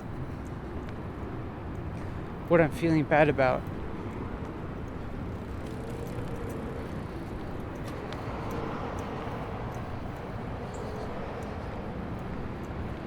What is that? I don't know. Why? It's like, I don't know, maybe I'm trying to rationalize it in my mind now, like I'm making some attempt to rationalize like why it should be okay if people in the public like got caught in this video, but I don't know if I should. I'm not sure if I should try to rationalize it.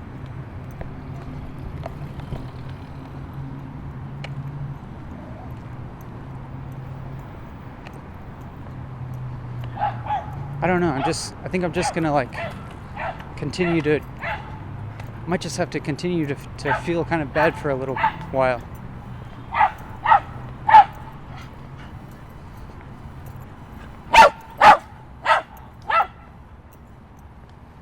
And maybe it's also like a little, still a little bit of a social discomfort right now that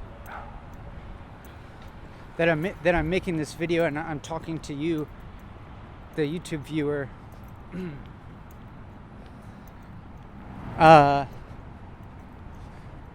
Like I'm dedicating all my attention to you,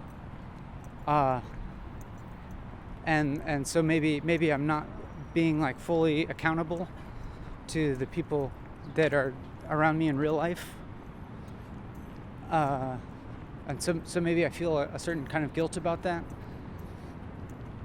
and I wonder if there's a way to resolve that.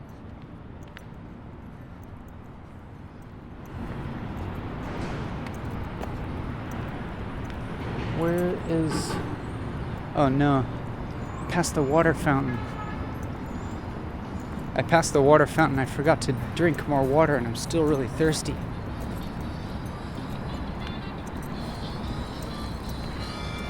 It might be a while before I find the next water fountain. So, You have to go to wherever. And so, I had this thought just now that like if I do continue this walking and talking thing,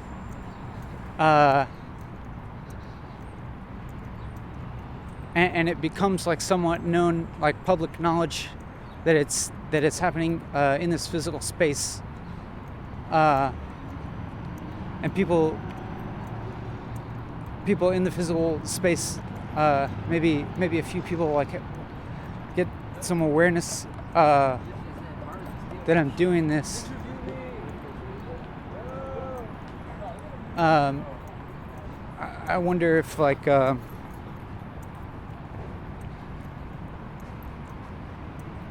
if somehow that could like alleviate this conflict of me feeling like I might be invading people's privacy.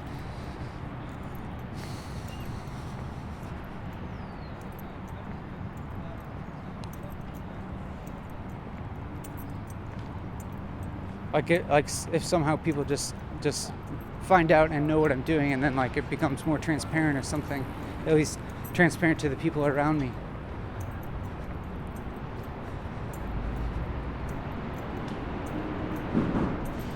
Yeah, I feel really bad.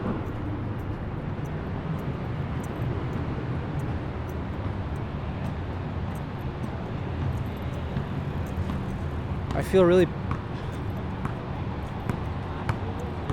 this sense of like social guilt and really thirsty.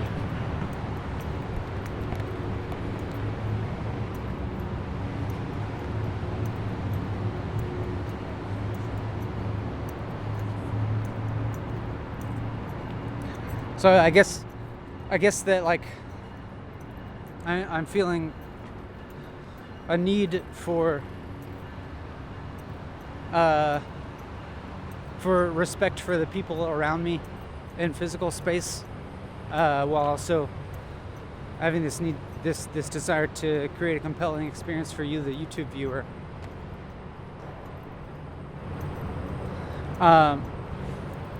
And also simultaneously, I'm also feeling this like feeling of worry now that like since I have been feeling some negative feelings for the past several minutes, like these feelings of guilt or unease.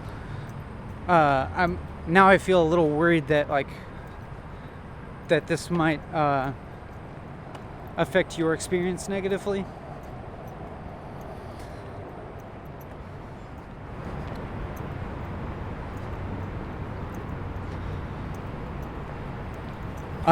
Because I have this feeling that like that feelings transfer. So like, through your mirror neurons and whatnot, if you see a person feeling kind of distressed, like you'll start to feel distressed too, and so that thought causes me to worry that I'm causing you to feel distressed at this moment. But like I said earlier, like I'm holding on to this faith that I will get through these negative feelings. And if you were along for the ride, then hopefully I'd carry you through them too, or you also get through these negative feelings that you might be experiencing, in association with seeing me experience negative feelings.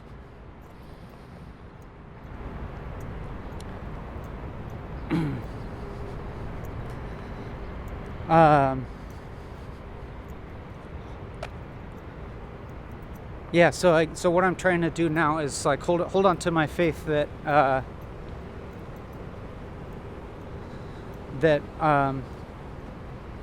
as long as I am honest and present with my with these feelings that I'm having, and aware of the negative thoughts associated with them, that I'm hoping I'll get through it to the other side, of feeling calm and relaxed again. Like I remember feeling calm and relaxed earlier in the video. And another thing that occurs to me now is that I'm walking away from the more populated part of the bike path, and like the time of day it's getting a little bit later, so it might be like getting past the kind of rush hour on the bike path, so there might be less people around. So maybe my like worry about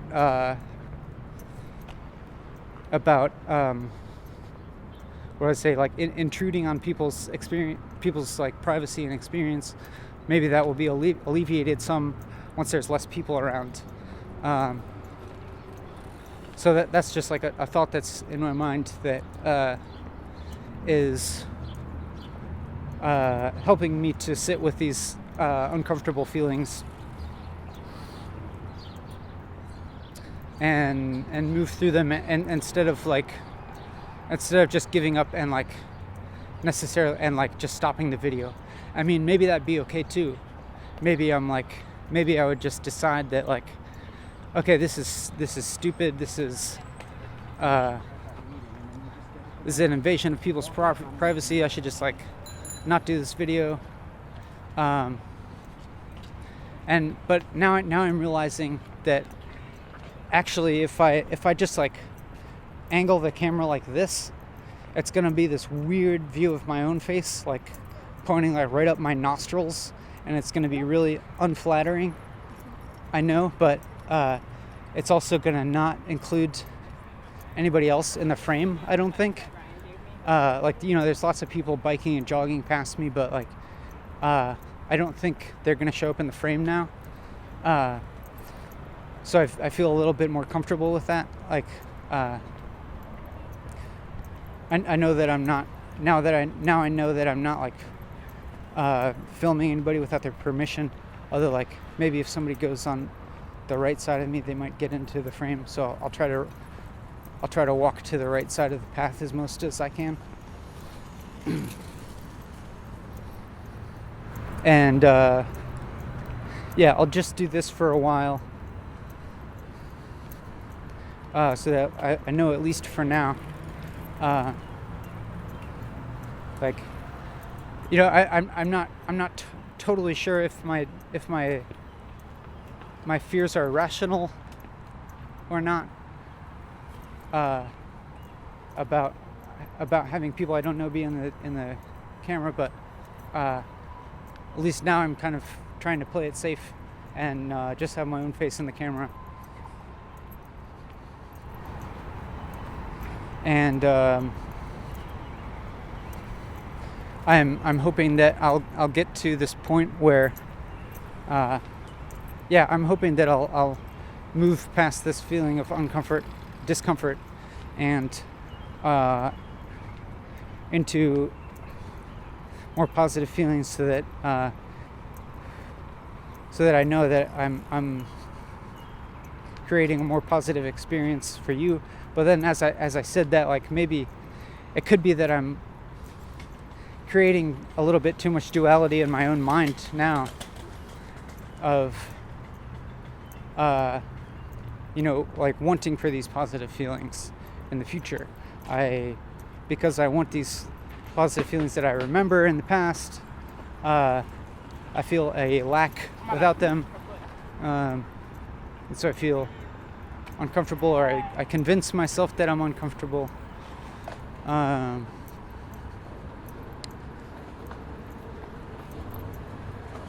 so it's possible that I recognize it's possible that I'm creating my own difficulty, creating a difficult reality for myself.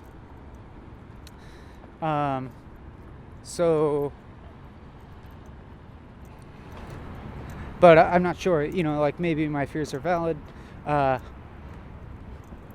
Regardless or not, I recognize that they are real fears, and that is my experience. and that's legitimate. And ongoing right now is also this fear or this embarrassment of exposing all this to you, the viewer. I'm aware that if I make this video public, and because you're watching this, obviously I have made it public.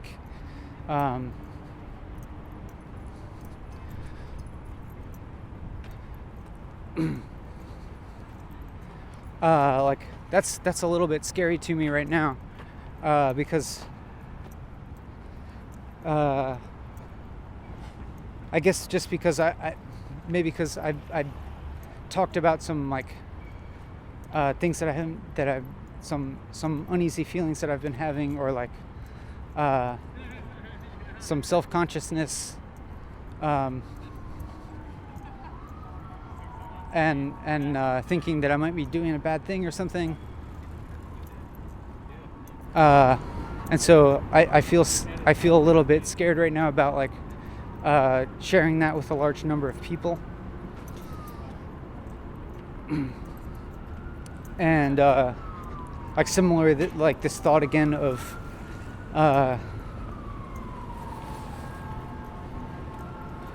being rejected as crazy, which is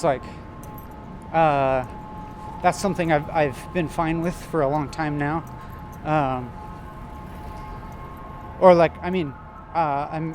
I've been totally fine with a lot of YouTube commenters saying that I'm crazy. It's that's a normal, an expected response to my videos now, and I never worried about that.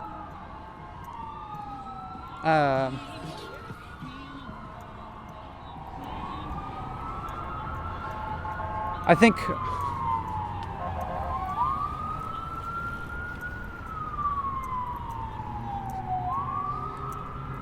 I'm telling myself I should continue to not worry about that. And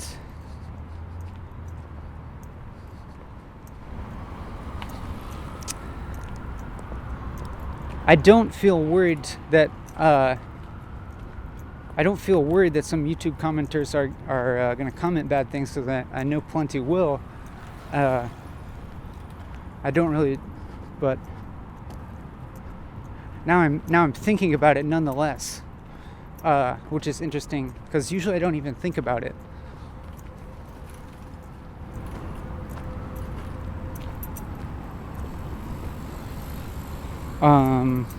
So now I'm wondering, if I'm not worried about it, why am I even thinking about it?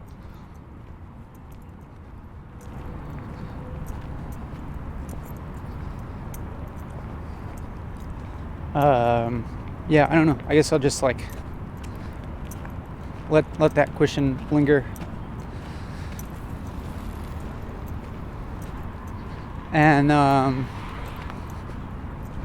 maybe to kind of alleviate this this weirdness of having the camera pointed at my face for so long, I'm just gonna point it at the ground. So I'm just gonna point the camera at my feet. And this is a different kind of solution to my problem. So now I know that I'm not filming other people, and I'm also not filming my own face, just my feet, and so I feel less self-conscious about that. Nonetheless, I'm still continuing to talk, and I can't say that I feel totally at ease yet.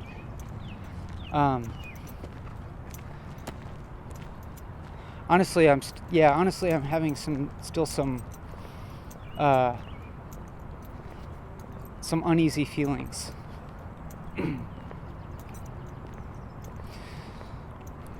And all kinds of thoughts are coming up, like the thought that this video is getting really boring and really bad and like really hard to watch, and that thought could be totally valid. That thought is valid. It could be that this video is like getting really difficult to watch, and if that's the experience you're having, if you're like feeling some uneasy feelings, and this video feels like hard to watch for you, just know that like I understand that and empathize with it, and just know that you have the opportunity to stop watching it at any time, and you don't have to feel like you're missing anything. But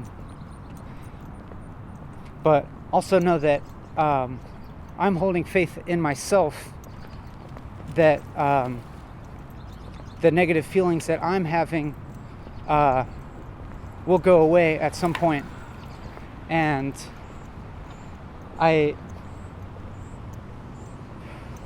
something is telling me that it will happen before the end of this video. And so if that is encouraging for you to continue watching the video, then maybe that'll work, and maybe we can get through this thing together, and come out the other side having learned and grown from it. And so like that's just like a thing just to like hold inside you for the moment, if indeed you're feeling any like uncomfortable feelings. You don't necessarily have to like react and shy away from those discomfort, those uncomfortable feelings, but just be aware of them, and let's try and find out what those feelings are pointing. Okay, so I am talking, and I just now looked at the camera and I saw that it was off, and I had been going some amount of time, not more than a few minutes, after it had gone off because the batteries ran out. And so there's some kind of cut in the video where the batteries ran out and maybe what I was saying got cut off. And that's okay, because I know not very much got cut off at all. But nonetheless, I was kind of discussing that the fact that I'm experiencing some uncomfortable feelings right now, and I'm aware of the possibility that this video has become difficult to watch. Like it could be emotionally difficult to watch for you.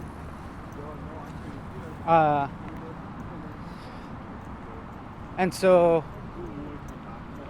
I'm saying that you're not alone in that difficulty, and that it's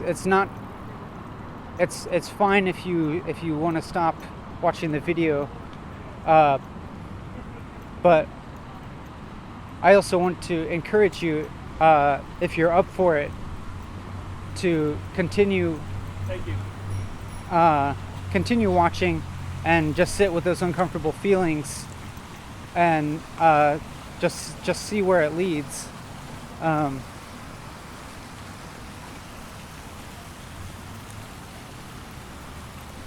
Because sometimes a negative feeling is like it's pointing you towards a positive thing that is somehow lacking. And so, yeah, like I was saying, I'm not sure if I'm repeating myself or not, but if we can identify that positive thing, like maybe we can bring it into existence. And earlier on, I know that my discomfort was about possibly invading people's privacy, but at least right now I'm just filming my feet and nothing else.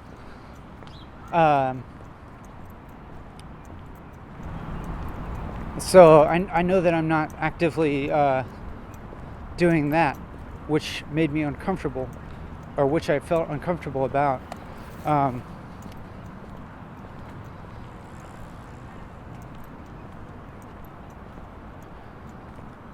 But yeah, I'm not feeling totally at ease right now, and so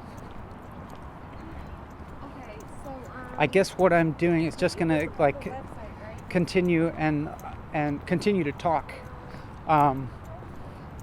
because this is the process that I want to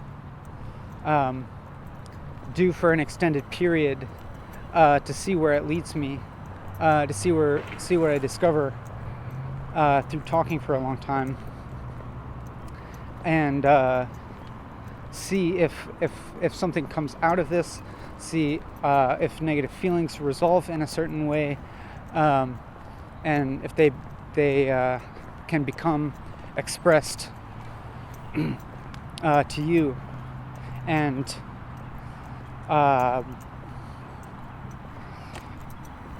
I'm hoping for that to happen, so that by the end of this video, we can end the video without any negative feelings.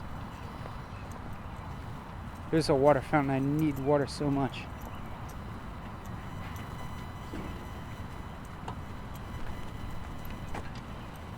I need to wait a few minutes while somebody else drinks the water from the water fountain. So I might have to walk in some circles at the moment, but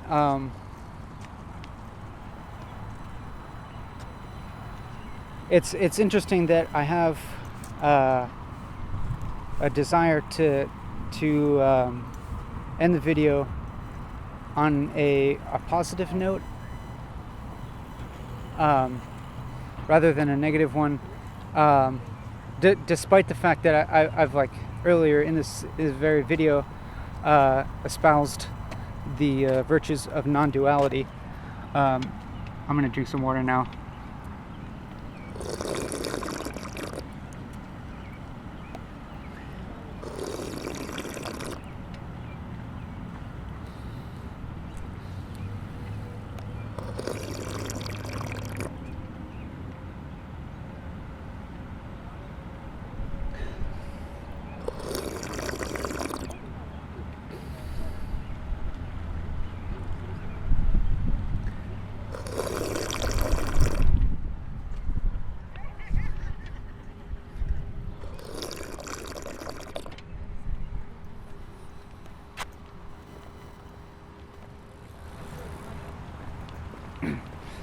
All right, my thirst is quenched for now. Yeah, despite having talked about non-duality and how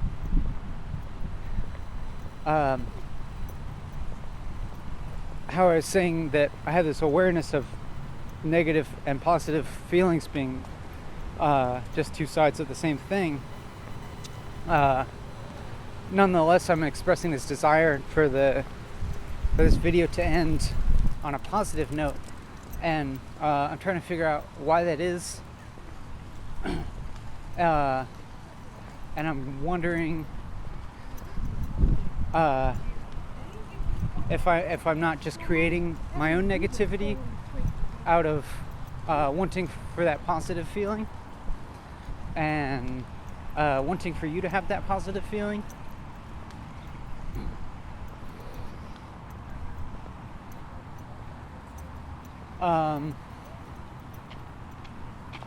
But yeah, I guess I'm empathizing with myself, in that I think it's perfectly fine for me to want a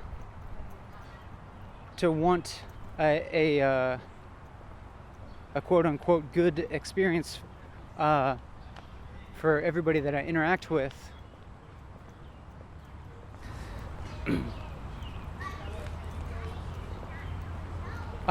So like with that in mind, I don't think that like my intentions are misplaced or anything like that.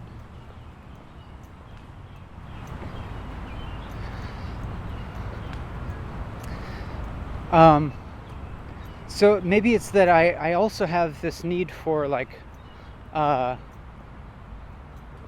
for real like authenticity. That is, I wouldn't want to force like a positive feeling if it didn't feel authentic.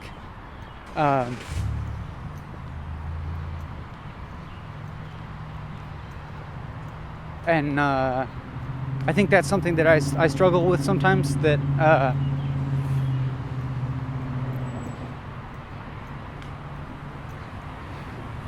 yeah, struggling with this. Oh, there's my friend Sam.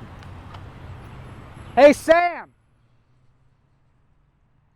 Sam. Oh, he didn't hear me. It would have been so funny if he stopped right now.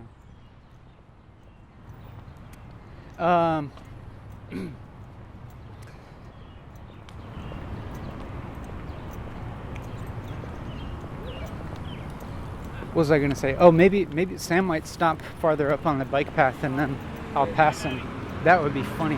That'd be so funny. If he stops and hangs out under a tree for long enough, then I'll pass him.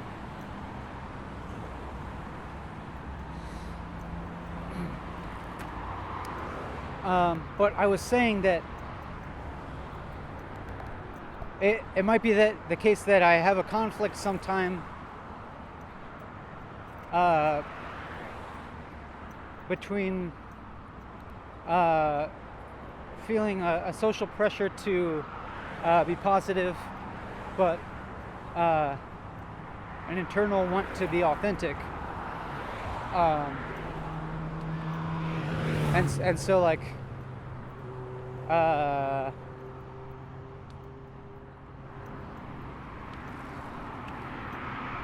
don't want to give anybody a bad experience by being too negative or something, but I also don't want to create a bad experience by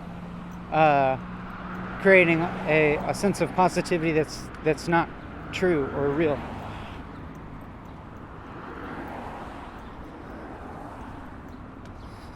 And so during this video, if I'm feeling negative, I'm giving myself space to just continue feeling negative and express that,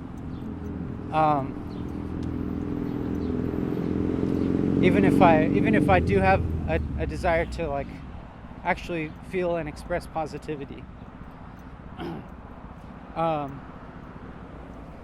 And I guess what I should do is recognize that those negative feelings are useful for bringing my awareness of how a certain aspect is lacking from my life, and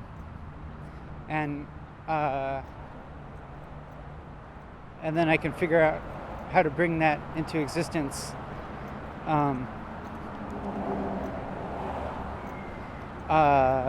So that I can be having a authentically positive experience, and to be contributing to other people's positive experience.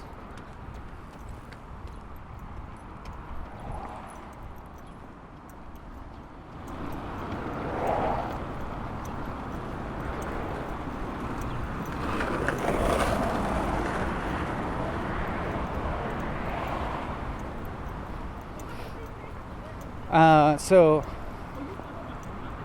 how am I feeling now?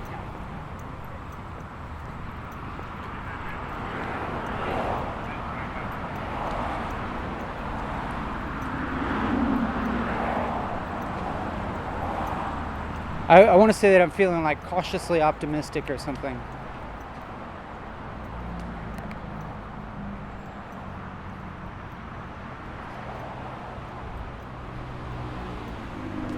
Like I'll say that like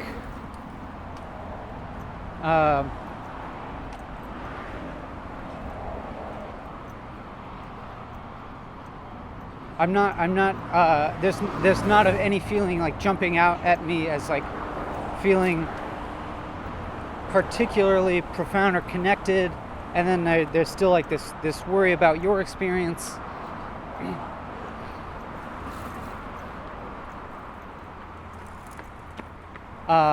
So I'm like, yeah, I'm looking for a way to feel more confident in myself that I am creating a worthwhile experience for you right now. And I would like for you to feel by the end of this video like you haven't wasted your time, and that you've that it was worthwhile.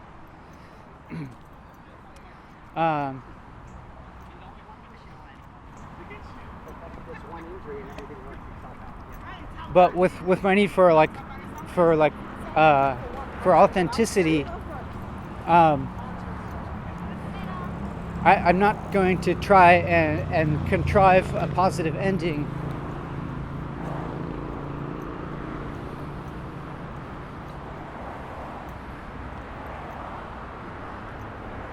But I guess I'm gonna like have some hope that by being as authentic as possible, the difficulty will resolve itself somehow.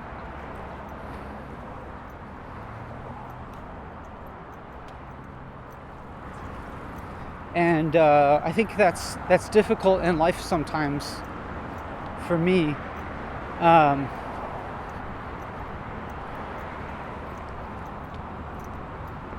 If I think that I've been trying very hard to be as authentic as I can,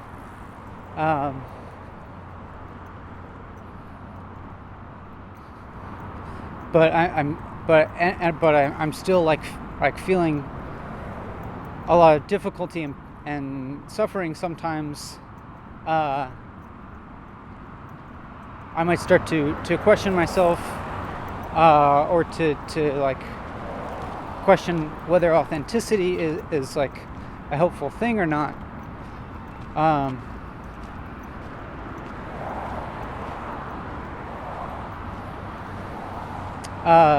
Also, what comes up for me right now is the question of what authenticity is,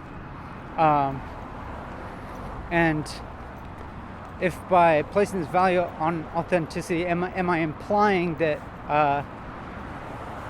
that I could be inauthentic sometimes, or if I could be more or less authentic, and what does it mean to be inauthentic? I guess the picture I have in my mind now of being inauthentic is the idea of acting out of what I perceive is socially acceptable or expected, or acting in a way to please other people.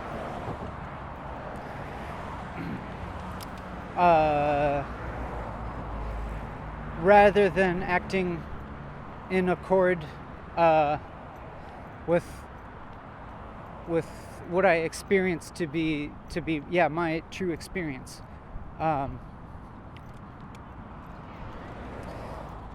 But in another sense, if I am acting in accord with social expectation, in a way that could also be said to be authentic, because that's like a certain strategy to meet certain needs of acceptance and connection, and it's a strategy of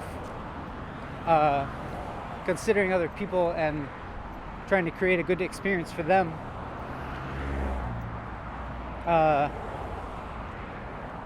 And like those are real needs, and like so that's not necessarily a disingenuine way to act, you know. Like in some sense one could say that that's as authentic as anything else.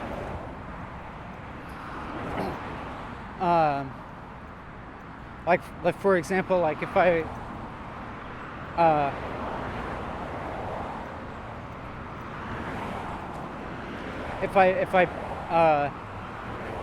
create a kind of dichotomy in my mind between like for example pop music and like some like serious avant-garde music or something, and I tell myself the serious avant-garde music is more authentic or something, and the pop music is just trying to please everybody. But if I can actually be a little more open-minded, I think it's also true that pop music connects with a large number of people and reflects their experience. And I have no doubt that a person who performs pop music feels any like less genuine than I would feel performing some difficult, serious avant-garde music. It's like they're both expressions of our own experience, and I don't think one is more authentic than the other. And so now I'm wondering if I'm getting off track. Something told me that like what I've just been talking about was a bit of a tangent. So I have this feeling that maybe I'm rambling. But yes, of course I am rambling. That's the nature of what I'm doing. But I guess I have some desire or thought that I should remain focused on what's going on right now and really dig into it. And what's my experience now? What am I feeling right now? And how's that relate to what you're feeling, the viewer, and what kind of experience you're having? And is what I'm saying actually meaningful anymore, or is it becoming meaningless? Am I just like filling up space now with words? Like in a sense, yes, I am just filling up space with words, and I am also like putting an effort into making every word that I say be authentic, even though, like as I just said, like I'm not sure if authenticity is a real thing or not, or if it's just a construct. But nonetheless, it's like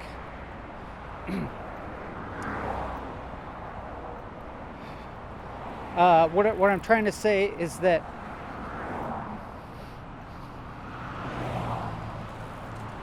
I'm trying to continually say meaningful things, or at least like say the thing that is meaningful for me, and hope that maybe you pick up on that meaning and it remains meaningful for you.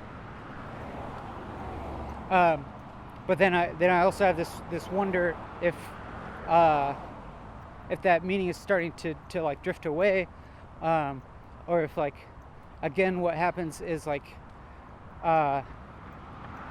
maybe I am trying too hard to find meaning, and like that's what is causing this like sense of anxiety. And so like now what's happening for me is that I think this happened a little earlier on in the video, is that I'm starting to just kind of like hear the words as they come out of my mouth again. Like I'm getting closer to this. My time frame of the frame of my attention is narrowing on to like the present moment of the words coming out of my mouth, and like being actually more aware of the sounds as they emanate from my mouth. And like this might be, I'm sure that this is repeating something I said earlier in the video, kind of, but I'm not going to worry about it because it is true to my experience right now. And maybe I do have repetitive experiences in my life. Maybe certain types of feelings and experiences repeat themselves, but the idea of the repetition is dependent on my memory, and so that's like referencing. That's like contextualizing what's happening, what I'm experiencing right now, in reference to a memory that I have right now. That's what creates this idea of repetition. So, with that in mind, I can lessen this value judgment that I have on the repetition, and also really just not. I can really just like accept repetition, because there's really nothing wrong with it, and like there's something to be said for a sense of continuity that repetition can provide, and coherence. It's almost as if like repetition, when you hear something now that fits in accord with a memory that you have, meaning that you remember that you've heard something before and you're hearing it again, and it fits in your memory, that can provide a sense of like I want to say like cognitive consonance as opposed to cognitive dissonance. It's almost like it affirms your experience. It affirms the memory that you have. It like confirms for you that the experience that you have of having this memory and this certain conception of reality is totally valid, because lo and behold, here it is happening again in the here and now, and it's happened in the past. So like it confirms your experience, and that can give a kind of sense of ease or comfort.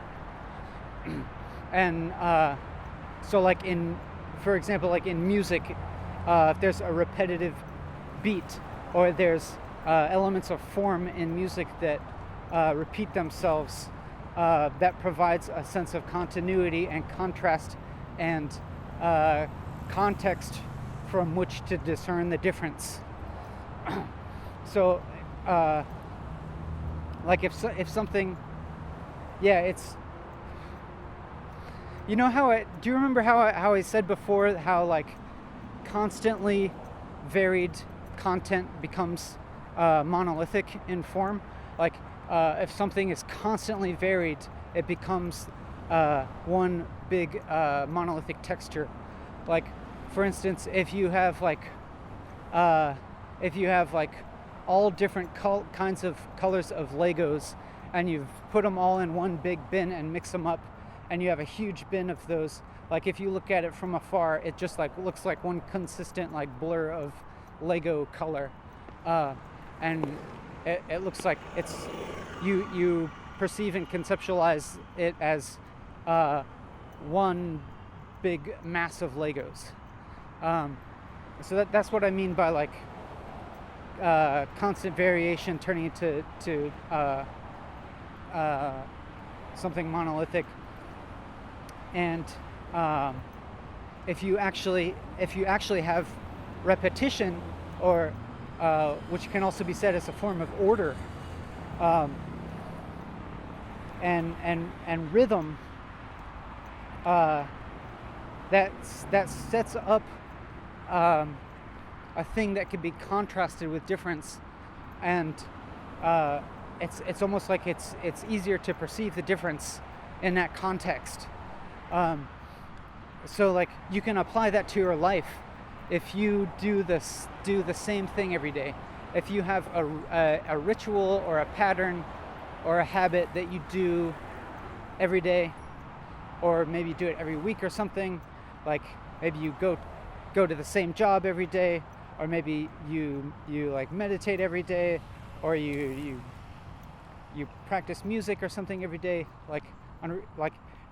in one way you could say you're doing the same thing every day, like you're repeating yourself, but against that it becomes actually easier to see the difference.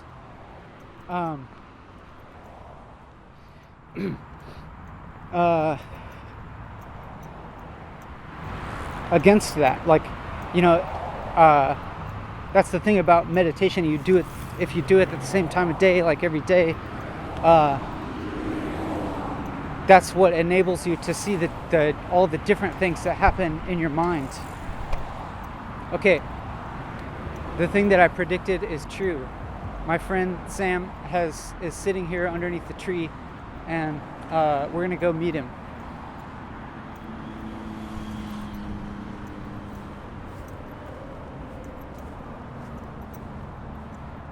It's gonna be, should we scare him? You wanna scare him? I think we should. He's doing yoga. All right. Hey, Sam. You're on TV. Yeah. But I'm pointing the video camera away from you now, so that you have the choice of whether you want to be on YouTube or not.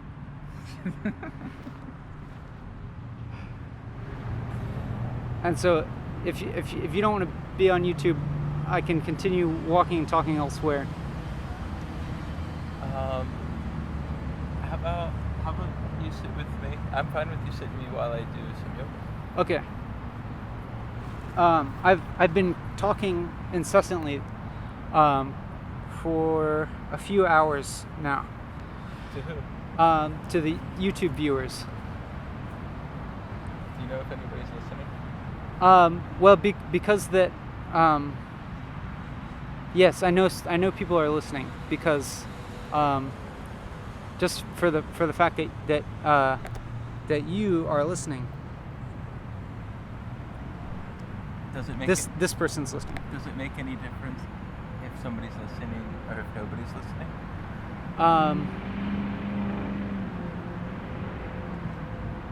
What makes the difference is my intent to share it with people. Like when I'm talking into the microphone, I have an intent or a plan to share it online later, and so that makes me aware of talking to the viewer.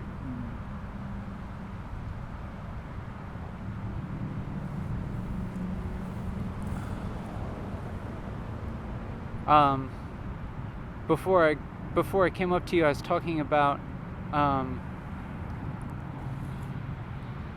repetition and difference, and how if there's constant variation, it becomes kind of, in a way, it becomes a monolithic texture. But if there's repetition, then it becomes a context in which you can discern difference more easily against. In repetition. Yeah. Now, Like, can you apply that to the practice of yoga? yeah. Like if you do the same yoga routine every day, then it'll be much easier for you to notice the different the condition of your body as it differs from day to day than if you were doing a different yoga routine every day. Or if I wasn't doing any practice every day. Yeah.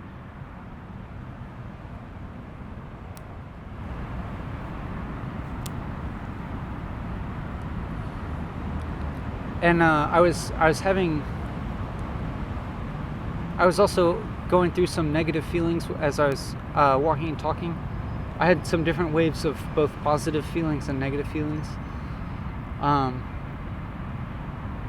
I've just been like saying them out loud the whole time.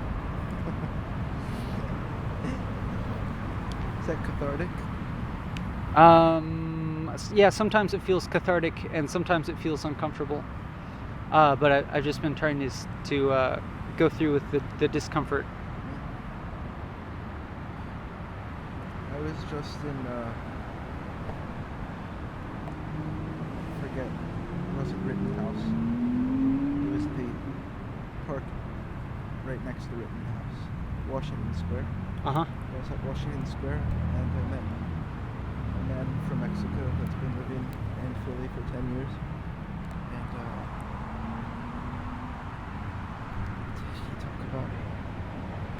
we started talking about the noise that he perceives in other people, and we talked about the discomfort and awkwardness of contacting people without a what people consider a reasonable or practical reason. Yeah. I think you and I were just discussing that the other day, and I feel that too, that there's this discomfort to like start a conversation with somebody without having a reason. No, what I'm feeling right now is like this dissonance between feeling like I'm doing a kind of performance for the YouTube viewers, Yeah. and talking to you, because I'm feeling like when I'm talking to you, I'm also like I'm also holding on to some other kind of persona.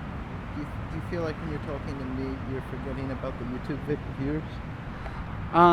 No, I feel like maybe that I feel like when I'm talking to you that right now it might be less authentic than when I usually talk to you, because like I still have in mind the experience of the YouTube viewers. Yeah.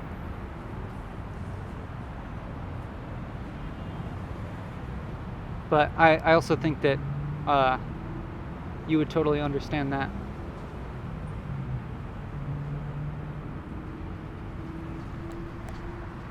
You think?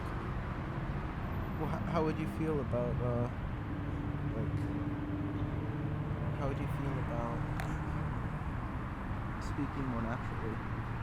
About what? Speaking more naturally. What are you afraid of losing? Oh, that's an interesting question. It's almost like if I intend to speak more naturally, like if I try to speak more naturally, it's almost like a certain effort, and like and then I'm not sure what natural means. What did you eat last night? Last night, what did I eat?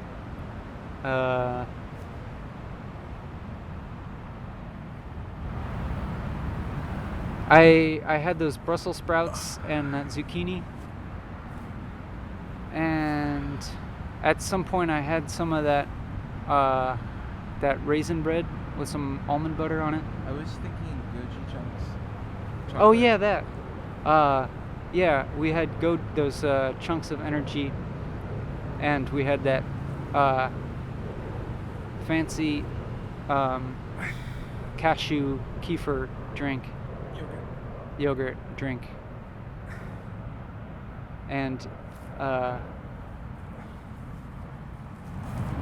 that carbonated peach pear thing. I'm gonna grab well,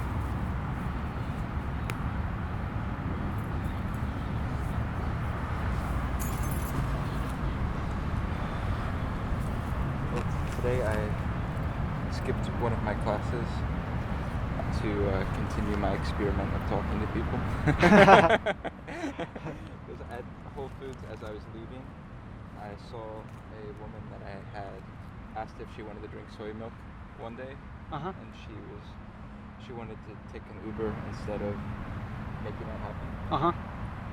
Whether what she wanted, I don't know, but she felt the compulsion to do that. And then today, she was entering as I was leaving, and then it was my compulsion to go to class, like getting on an Uber. And then once I got back to the school, I realized, well, I was thinking about it, but then I was like, all right, I have to like go back there and just as a like process of undoing my conditioning. So I like wrote a note of what I would have said and then went back there, and of course she wasn't there. And then I walked around and then I met somebody who seemed this man that looked familiar to me, and then I started talking to him, and he lives across from the people in Germantown who we know. Oh. He lives in a house like next to their house. Cool. And I'm gonna interrupt you for a moment, Sam. I'm feeling like this might be a good time to just end this YouTube video.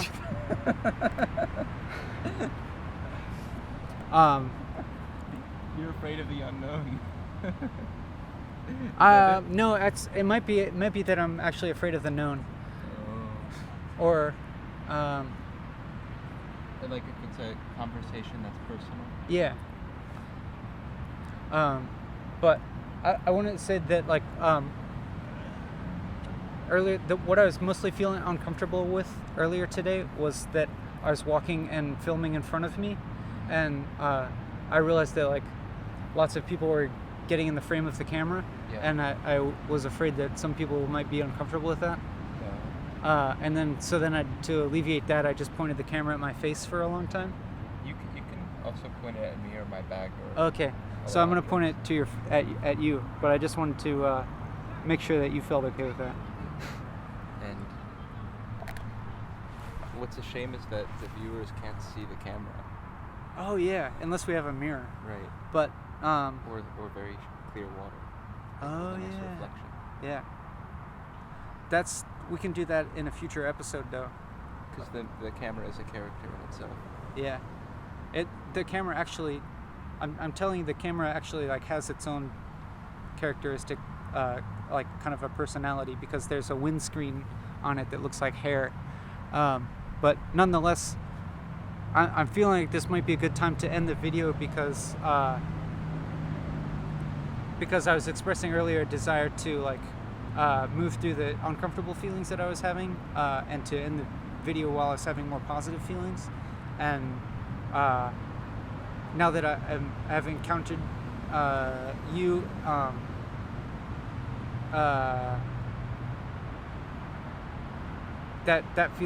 that feels like the form of resolution that discomfort has met, and so like now I feel like more comfortable ending the video, and because I care about the viewer's experience. I wanted them to not leave the end of the video feeling negative, or like because they were mirroring my negativity, and so like now I'm thinking like maybe they're witnessing me interacting with a friend, so they can feel at ease. If they're empathizing with me, they can rest assured that I'm not feeling negative now. I'm wondering if viewers would feel curious or bored about a more familiar interaction, like between you and a friend. Yeah, that's a good question. Because it's entering the realm of banality in a different way than you talking to the camera, which is more of a performance. Yeah, it's true. It's like I have this idea that that I want to be giving attention to the viewer at all times, and so like maybe I think that it might be difficult to be like both giving attention to you and while keeping the viewer's experience in consideration, but like that maybe like maybe I could reach a point where like interacting naturally with real life people could be a form of giving the audience something, but like then there's also this feeling like maybe that's not that relevant to their lives or something, or like maybe like if we have like just a personal conversation like that has nothing directly to do with the viewer, what are they getting out of it or something. But like I guess this conversation that we're having now, because it's I feel like it is involving you, the viewer, somehow. Like especially if I like reference you, and like and actually refer to you as you. Or we could say us. Oh yeah, us. And then yeah, that's like really kind of like implying togetherness or something, via this mediated interaction. But I'm also afraid that the space on the memory card might be getting low. So it seems like a good time to just end it at a moment that I suppose it feels like resolution, even though in another sense it could go on forever, it seems like. So more like another door. It's a doorway. Yeah. You're entering and exiting something. Yeah. This is a stopped cue. This is now like, if you actually watch this whole video, then now this is like a stopping cue, and you can go do something else. Okay. See you next time.